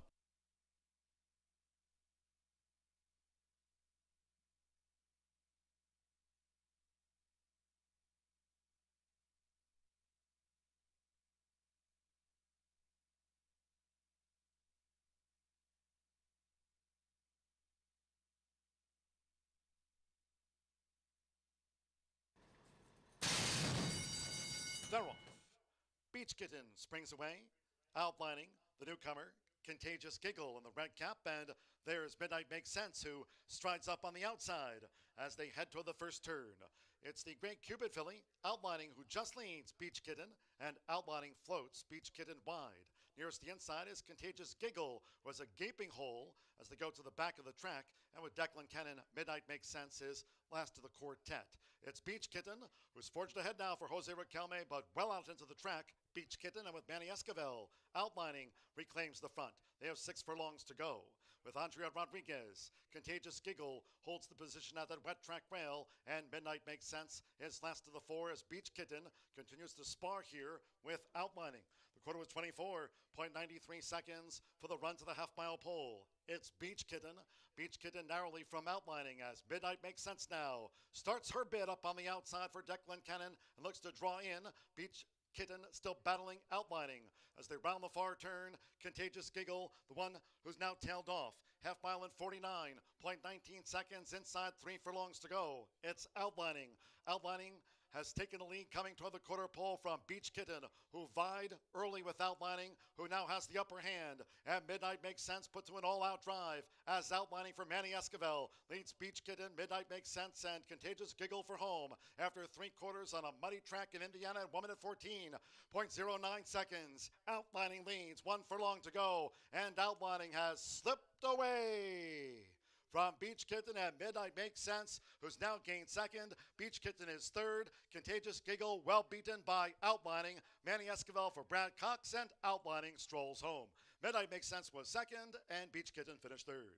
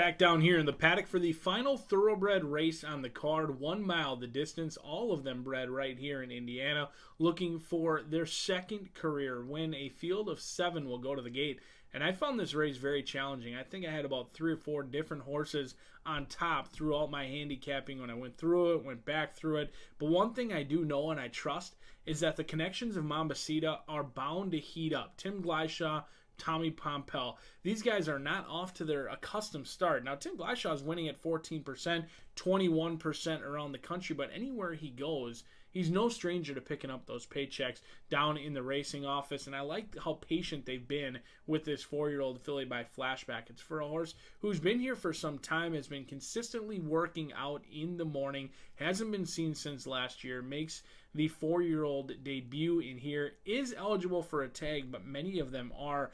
As far as I know, this one could be running protected due to the layoff, but they're in for a tag. They've been at the low level claiming ranks for some time. 1 for 12. The workouts are there, and these connections, they're going to win races. I mean, Tim Glyshaw, Tommy Pompel, these guys are no strangers to Indiana Grand, Horseshoe Indianapolis, and winning races, and I am sure they're going to pick things up and start winning races in bunches, and hopefully it starts for Iron Horse Racing Stables and Mambasita, but going to have to deal with a runner down on the inside in West Coast Justice.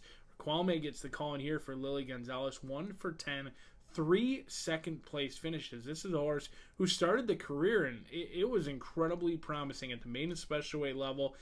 3 out of the first 4 races finished second at the maiden special weight level. They did finally break the maiden at that allowance level. This will be the first time they're in for a tag. I don't always love off of a layoff. They give it one try at the allowance ranks and then seemingly just take the drop. Now, Lexi's Son did come back to run pretty good yesterday, so certainly exits a live race here on May 3rd.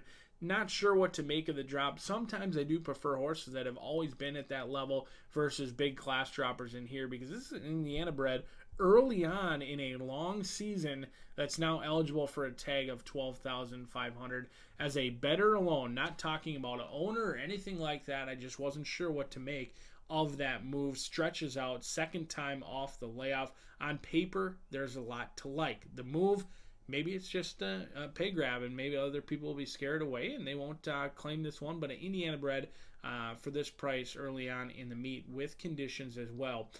Certainly an intriguing move for West Coast Justice. After that comes Jack's Finale. Rodney Prescott gets the call in here for Steve Fridley. 1 for 8. That lone win did come here, and it also came at this distance. Has shown the ability to handle 1 mile. Many of them in here have not been successful to this point at the 1 mile distance. Jack's Finale has, where he tracked just off the pace last year here in October under the handling of Prescott, and then made a wide sweeping move and really won rather easily. The only question in here is the layoff, but you've got a trainer who's winning at only 5% the last 5 years, but his numbers have been much better recently. 5% the last 5 years, but so far this year he's sent 6 to the starting gate, and 2 of them have come back victorious. He's certainly figured things out here recently for the Fridley team, and he does well off of layoffs here recently as well, winning at just about 15% this year, but over the past 5 years, 14%. So this is a trainer who has them ready to roll off of long layoffs similar to this one, and I think Prescott could be tough in here with a horse who's proven at the distance.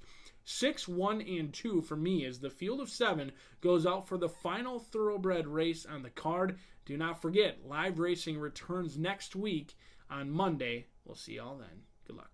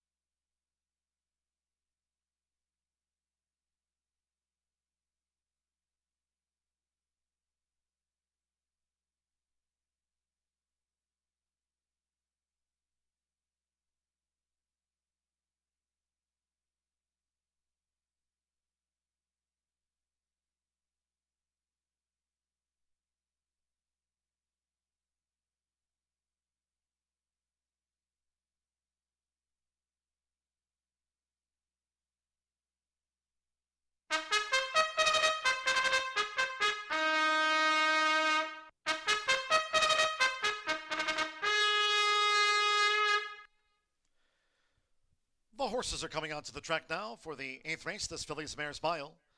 The track here at Horseshoe Indianapolis remains labeled muddy. Here all 7 run.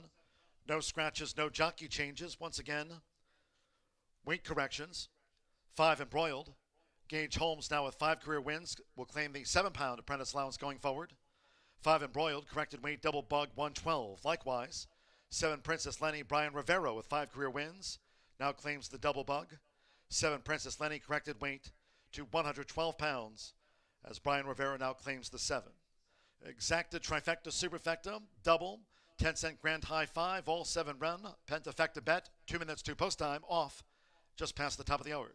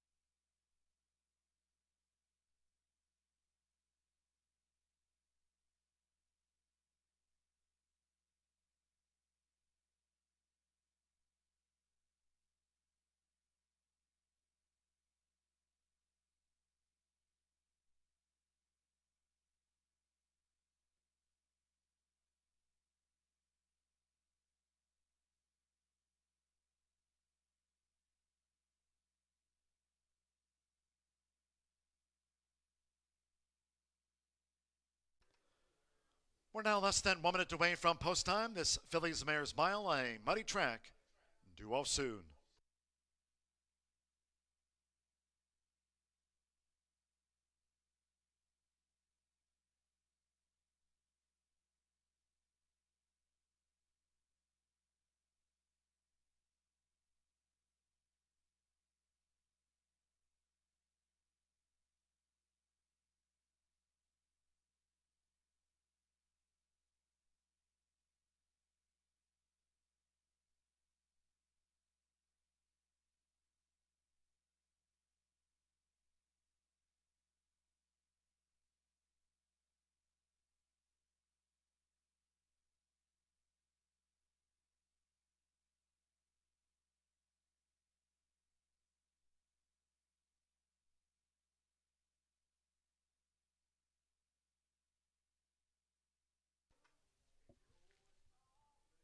The horses are approaching the starting gate.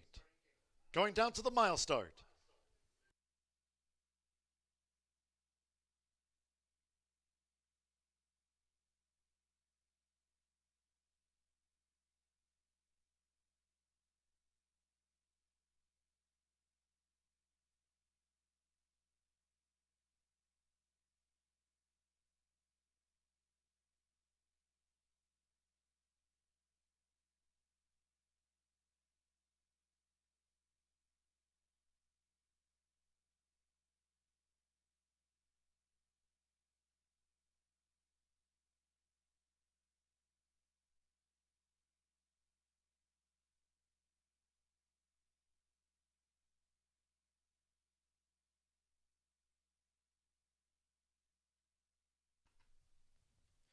The horses have reached the starting gate. It is now post time. Loading for the mile. Jose Riquelme with West Coast Justice coming up. Joshua Morales with Funky Town True 4. Rodney Prescott with Jax Finelli, making her 5-year-old seasonal bow. Embroiled, Gage Holmes now has 5 career wins, claims the 7-pound apprentice allowance. Kendall Sterrett with Drakena. Tommy Pompel with Mambasita. At the mile, one more, Princess Lenny. Brian Rivera also now claims the 7-pound apprentice allowance with 5 career wins, muddy track. They're in the gate.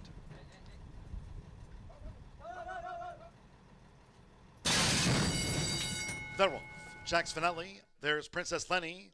The great flashback filly, Mambasita. And there's Drakena, who races out toward the front now for Kendall Sterrett. It's Drakena, who leads around the first turn from Mambasita. And Princess Lenny broke sharp in the orange cap, but is wide and now making progress as they head to the back stretch. And then toward the inside is Embroiled in this leading quartet as Princess Lenny now has kicked on with it for Brian Rivera, and they have 6 furlongs to go. West Coast Justice is now running in 5th. A break of 5 more then to Jax Finelli, making her 2022 first run, and well back here in the early stages, Funky Town Trails, the Fillies Mares Mile in the Mud. The quarter was 25.52 seconds, and now they're at the 4.5. It's Princess Lenny who leads a tracking Mambasita by 2.5, with Drakena saving ground in 3rd, Jose Riquelme and West Coast Justice 4th, 4 furlongs from home, and Princess Lenny to reel in. Then it's a break of 6 more to Embroiled toward the inside from Jax Finelli and Funky Town. The half mile in 49.40 seconds. It's Princess Lenny still with inside 3 to go. Princess Lenny a length in front of a looming Mambasita. Mambasita, that great threat now for Princess Lenny. And on the outside is West Coast Justice and Drakena right there. Drakena trying to slip through at the wet track rail as they come for home. 3/4 in 1 minute 14.71 seconds. Kendall Sterrett has sent Drakena through. Leads in the final furlong and a half from a charging West Coast Justice. Right there toward the inside is Princess Lenny. Mambasita's drop back and forth. It's Drakena. It's on the final half furlong. Drakena from West Coast Justice. Then Princess Lenny. Drakena. Kendall Sterrett for Karen Whittick. And Drakena wins by 2. At 9-1 from West Coast Justice. Princess Lenny 3rd and Mambasita finished 4th.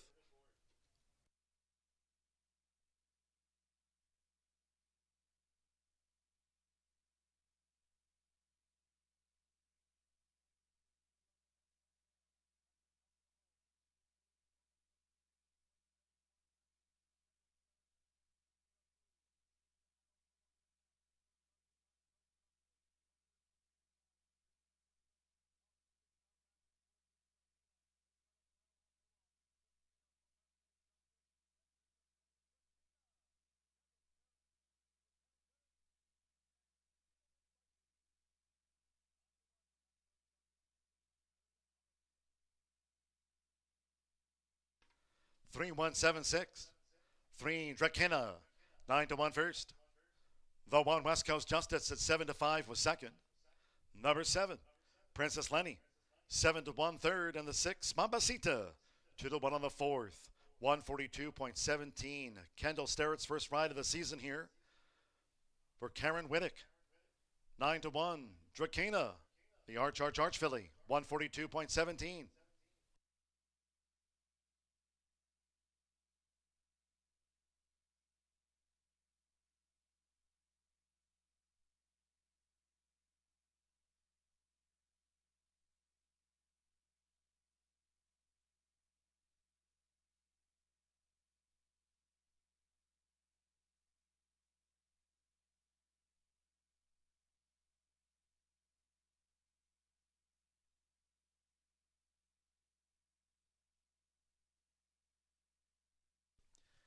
There's winning trainer Karen Whittick out to congratulate Kendall Sterrett.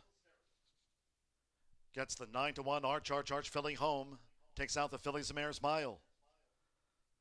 3 Drakena back for her Cody photo with Kendall Sterrett. Drakena is a 4-year-old bay filly by Arch. Out of the successful Appeal mare.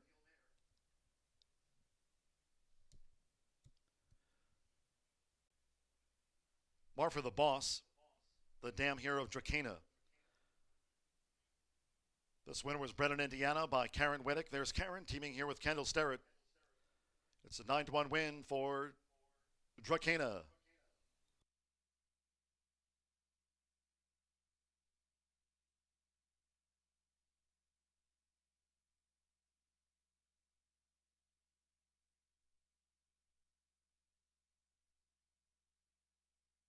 Result confirmed by the judges.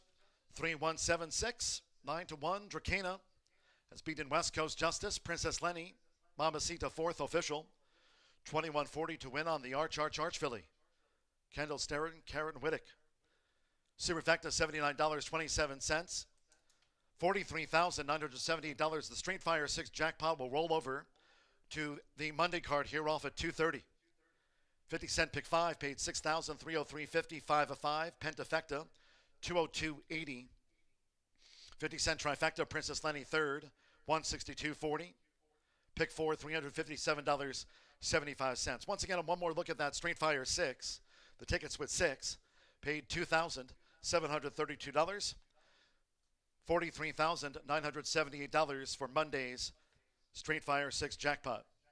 Claim 1 West Coast Justice for $12,500 to Alexis Claire Racing Services, LLC. Trainer Alexis Claire claimed West Coast Justice, ran second in the Fillies Mares Mile. One more to go. The Quarter Horse Maiden over the 330 yards. Scratch 11, a Separatist V, and 12 Egoist. The also eligibles. Overweights reported, the 2 Waved Over +2, 4 +5, 5 +2. The 6 Bricks and Mortar runs in the Quarter Horse Maiden +4. The 7 +3. The 9 Fabulous Anna +5. And the 10 Louisiana Luke +2. Scratch 11 and 12. Muddy track. Rain coming down. Bit of a headwind. Quarter Horse Maiden 726.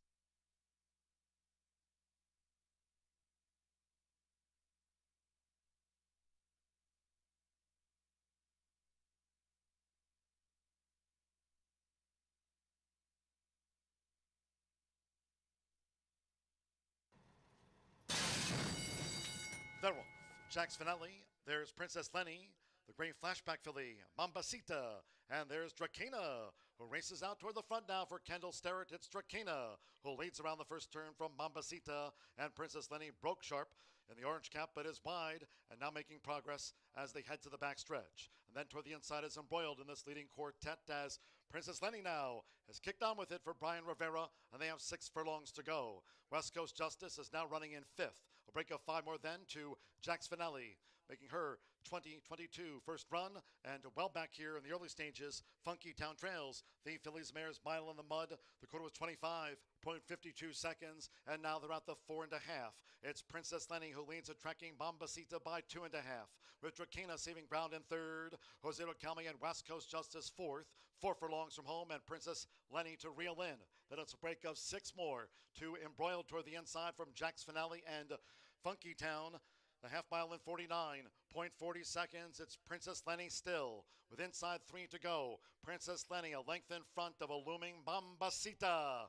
Mamacita, that gray threat now for Princess Lenny. And on the outside is West Coast Justice and Drakena right there. Drakena trying to slip through at the wet track rail as they come for home. 3/4 in 1 minute 14.71 seconds. Kendall Sterrett has sent Drakena through. Leads in the final furlong and a half for charging West Coast Justice. Right there toward the inside is Princess Lenny. Mamacita's drop back and forth. It's Drakena. It's on the final half furlong. Drakena from West Coast Justice. Then Princess Lenny. Drakena. Kendall Sterrett for Karen Whittick. And Drakena wins by 2. At 9-1 from West Coast Justice. Princess Lenny third and Mamacita finished fourth.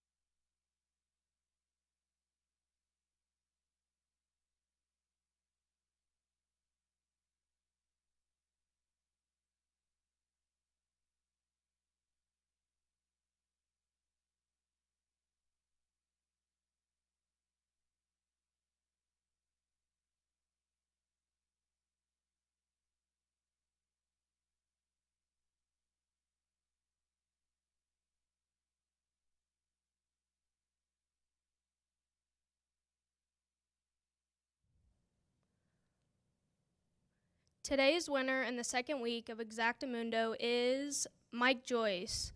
Mike is an online player and wins $100. Thanks for playing in Exactamundo at Horseshoe Indianapolis.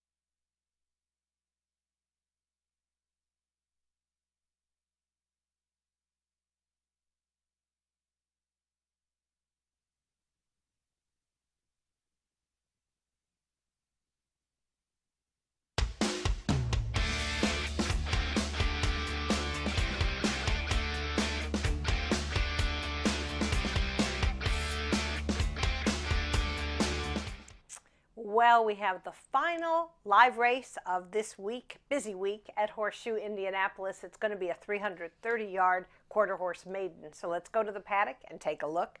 I'm going to begin with number 1, In the Cartel. This 3-year-old son of the Louisiana Cartel was my top selection on April 20th. He finished a credible third in his first start here. He had been racing previously in Louisiana. Now he's got 1 race under his belt, and he's going to run today as a first-time gelding for the very, very hot Randy Smith barn. We've talked about before, sometimes if they're not going to stud and they're gelded, you can get a little bit more focus. Then let's go to number 7, Separate Temptations. Now this is one of the more experienced runners in the field trying to break the maiden in the 9th career start. Jose Beltran is going to ride the daughter of Separatist for owner-trainer Oscar Preciado. Okay, and now how about number 4, Oscar Mike? This is a 3-year-old son of one of my favorite quarter horse stallions and runners, Kiss My Hawks, debuting at Indiana for trainer Felix Barazza. Now, 7 previous starts at a number of tracks, Ruidoso, Remington, and most recently at Will Rogers Downs in Tulsa, Oklahoma. Positive, he gets the rider changed to Rolando Pina, who I think is really, really good. But my guess is that he might need 1 race before he really conquers these great horses in Indiana. All right, I'm going to round up my top 4 with number 8, Country Maker. Just 2 starts in 2021 for this colt by Country Chicks Man. He made his 3-year-old debut on April 20th. Here, he ran 4th, beaten by my top choice that afternoon. It was a good effort. I think he's going to move forward for trainer Shelby Weintraut and rider Jose Ruiz. So my top selections 1, 7, 4, 8. Well, that's going to do it for Indiana, but quarter horse fans, check out Friday's card at Sam Houston Race Park, because one of your Indiana all-time favorites, and mine too, is going to be running, and that's Mark Michaels' homebred Stone Cold Leader. He's going to make a start, maybe could be his final start according to Patrick Richardson, his owner. 5th race in the Harris County Stakes. He's, believe it or not, he's had 16 wins and earned over $600,000 in his wonderful career. So all the best to Stone Cold Leader. Catch him if you can on Friday night. Have a great weekend. All the best.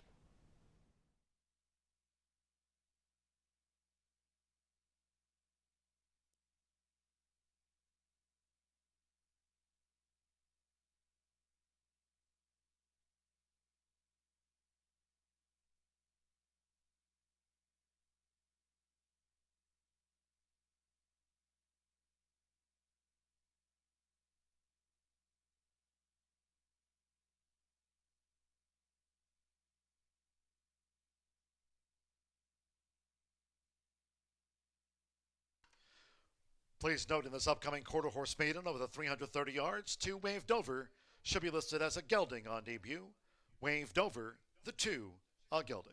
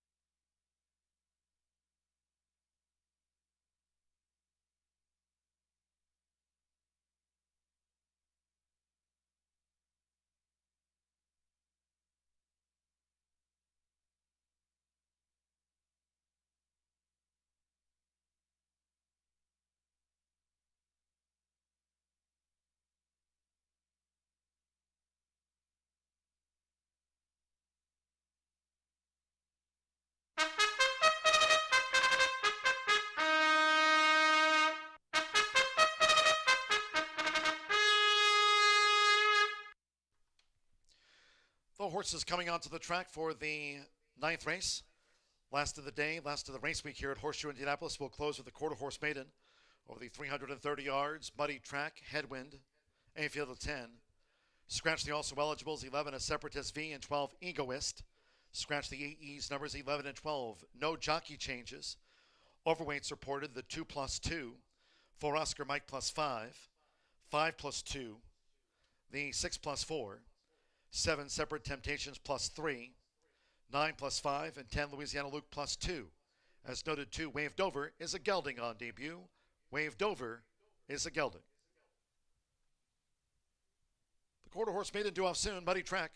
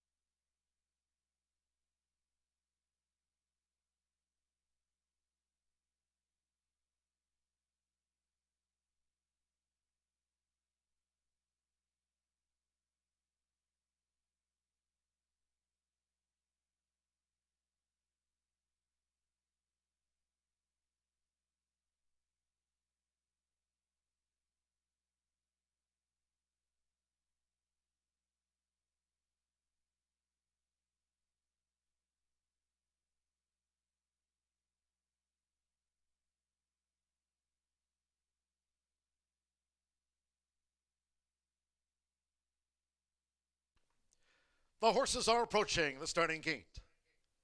Going down to the 330-yard start for the quarter horse maiden. Mighty Track Headwind.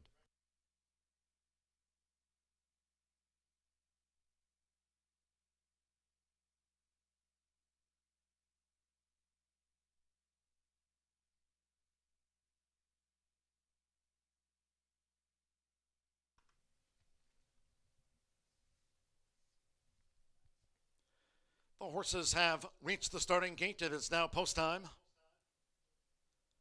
At 330 yards going in, Country Maker, Oscar Mike. Oscar Mike has joined Country Maker.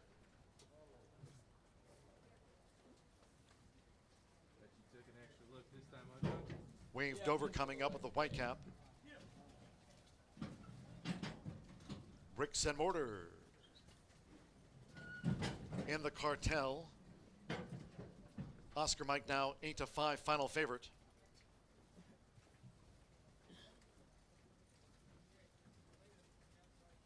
And the Cartel is in. SpaceX coming up at the 330.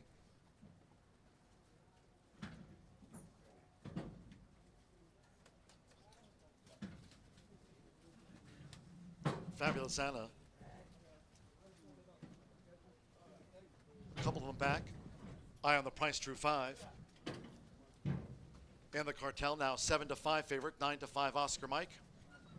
Louisiana Luke. Stand by. Here's Louisiana Luke. At 330 yards. Muddy Track Headwind. Last of the day, last of the week, they're in the gate. And the Roth. Oscar Mike leads out. SpaceX toward the inside in the Cartel with 110 yards to go. The rail in the Cartel. SpaceX, Oscar Mike, and here's Separate Temptations, who's rattling home. They're close to the finish. In the Cartel, Oscar Mike drifts on the outside. Separate Temptations. Oscar Mike from Separate Temptations in the Cartel. SpaceX, Country Maker.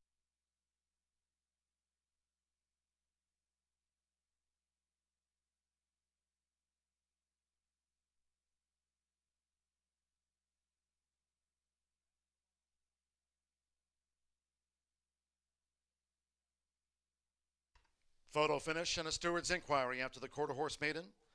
Photo hold all bets. Inquiry concerns race 9.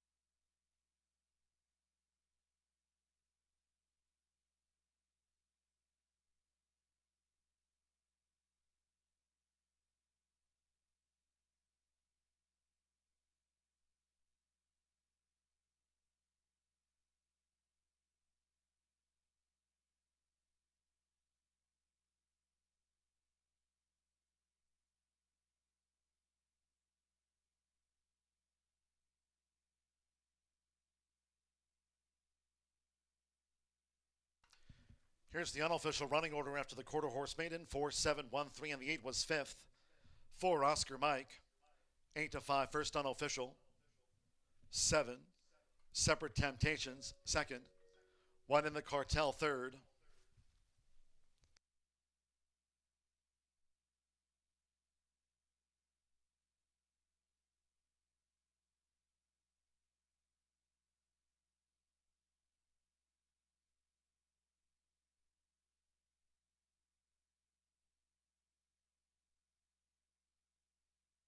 Oh, there was a dead heat for fourth between 3 SpaceX and 8 Country Maker.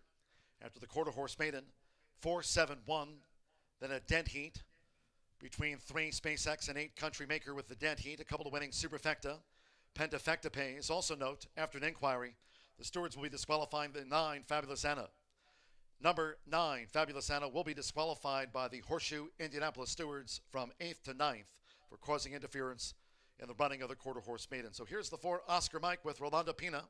Winner's a 3-year-old Sorrel gelding by Kiss My Hawks, one of Martha Clausen's favorite sires. This out of the Corona Cartel mare Cosmic Corona, bred in Texas by Bradley Hale and Conda Mays for Felix Barraza. Horseshoe Indianapolis congratulates the winning connections of Oscar Mike. Takes out the maiden at 8-5. Again, there was a disqualification of unplaced 9 Fabulous Anna from 8th to 9th for causing interference in the quarter horse maiden. Dead heat for 4th, 3 SpaceX, and 8 Country Maker. Stand by for the official.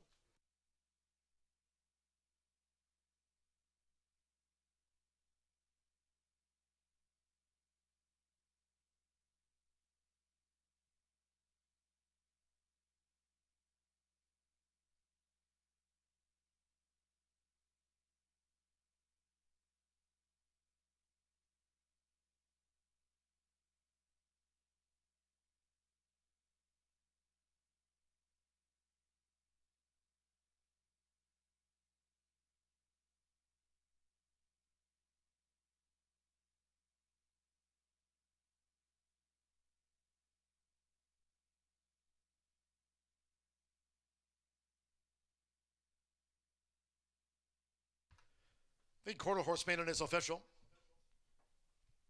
The 4-7 exacta paid $57 even. Pick 3, $71.95. 10-cent superfecta, $14.31. 50-cent trifecta, 4-7-1 in the cartel third, $34.95. 3-4 double and even $90. Couple of winning pentafectas, 4-7-1-3-8, $107.68. $83.78, $83.77, 47183 for that pentafecta. 3 and 8 were in the dead heat for 4th. That concludes our live racing program for today. Quarter horse maiden, Muddy Headwind 17.24. Oscar Mike, Rolanda Pina for Felix Barraza was the 8-5 joint favorite within the cartel. 17.24. The track was labeled muddy here today as we wrap up our live racing program. No live racing Friday. You can join us here at Horseshoe Indianapolis for the Black Eye Susan simulcast and the Preakness Stakes from Old Hilltop on Saturday. No live racing here on Sunday. Upcoming race week. Monday, Tuesday, Wednesday off at 2:30. Thursdays off at 3:30 p.m. Eastern. Follow and tweet us at HS Indy Racing. Until next time, for all of us here at Horseshoe Indianapolis, it's been my pleasure from the broadcast booth. Track announcer John G. Dooley saying goodnight.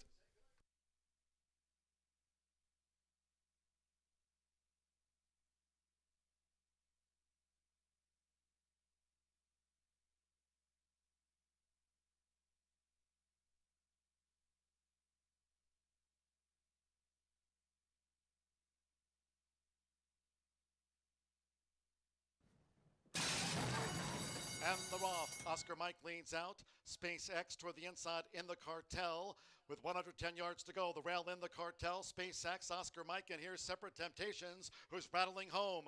They're close to the finish. In the cartel, Oscar Mike drifts on the outside. Separate Temptations, Oscar Mike from Separate Temptations in the cartel. SpaceX Country Maker.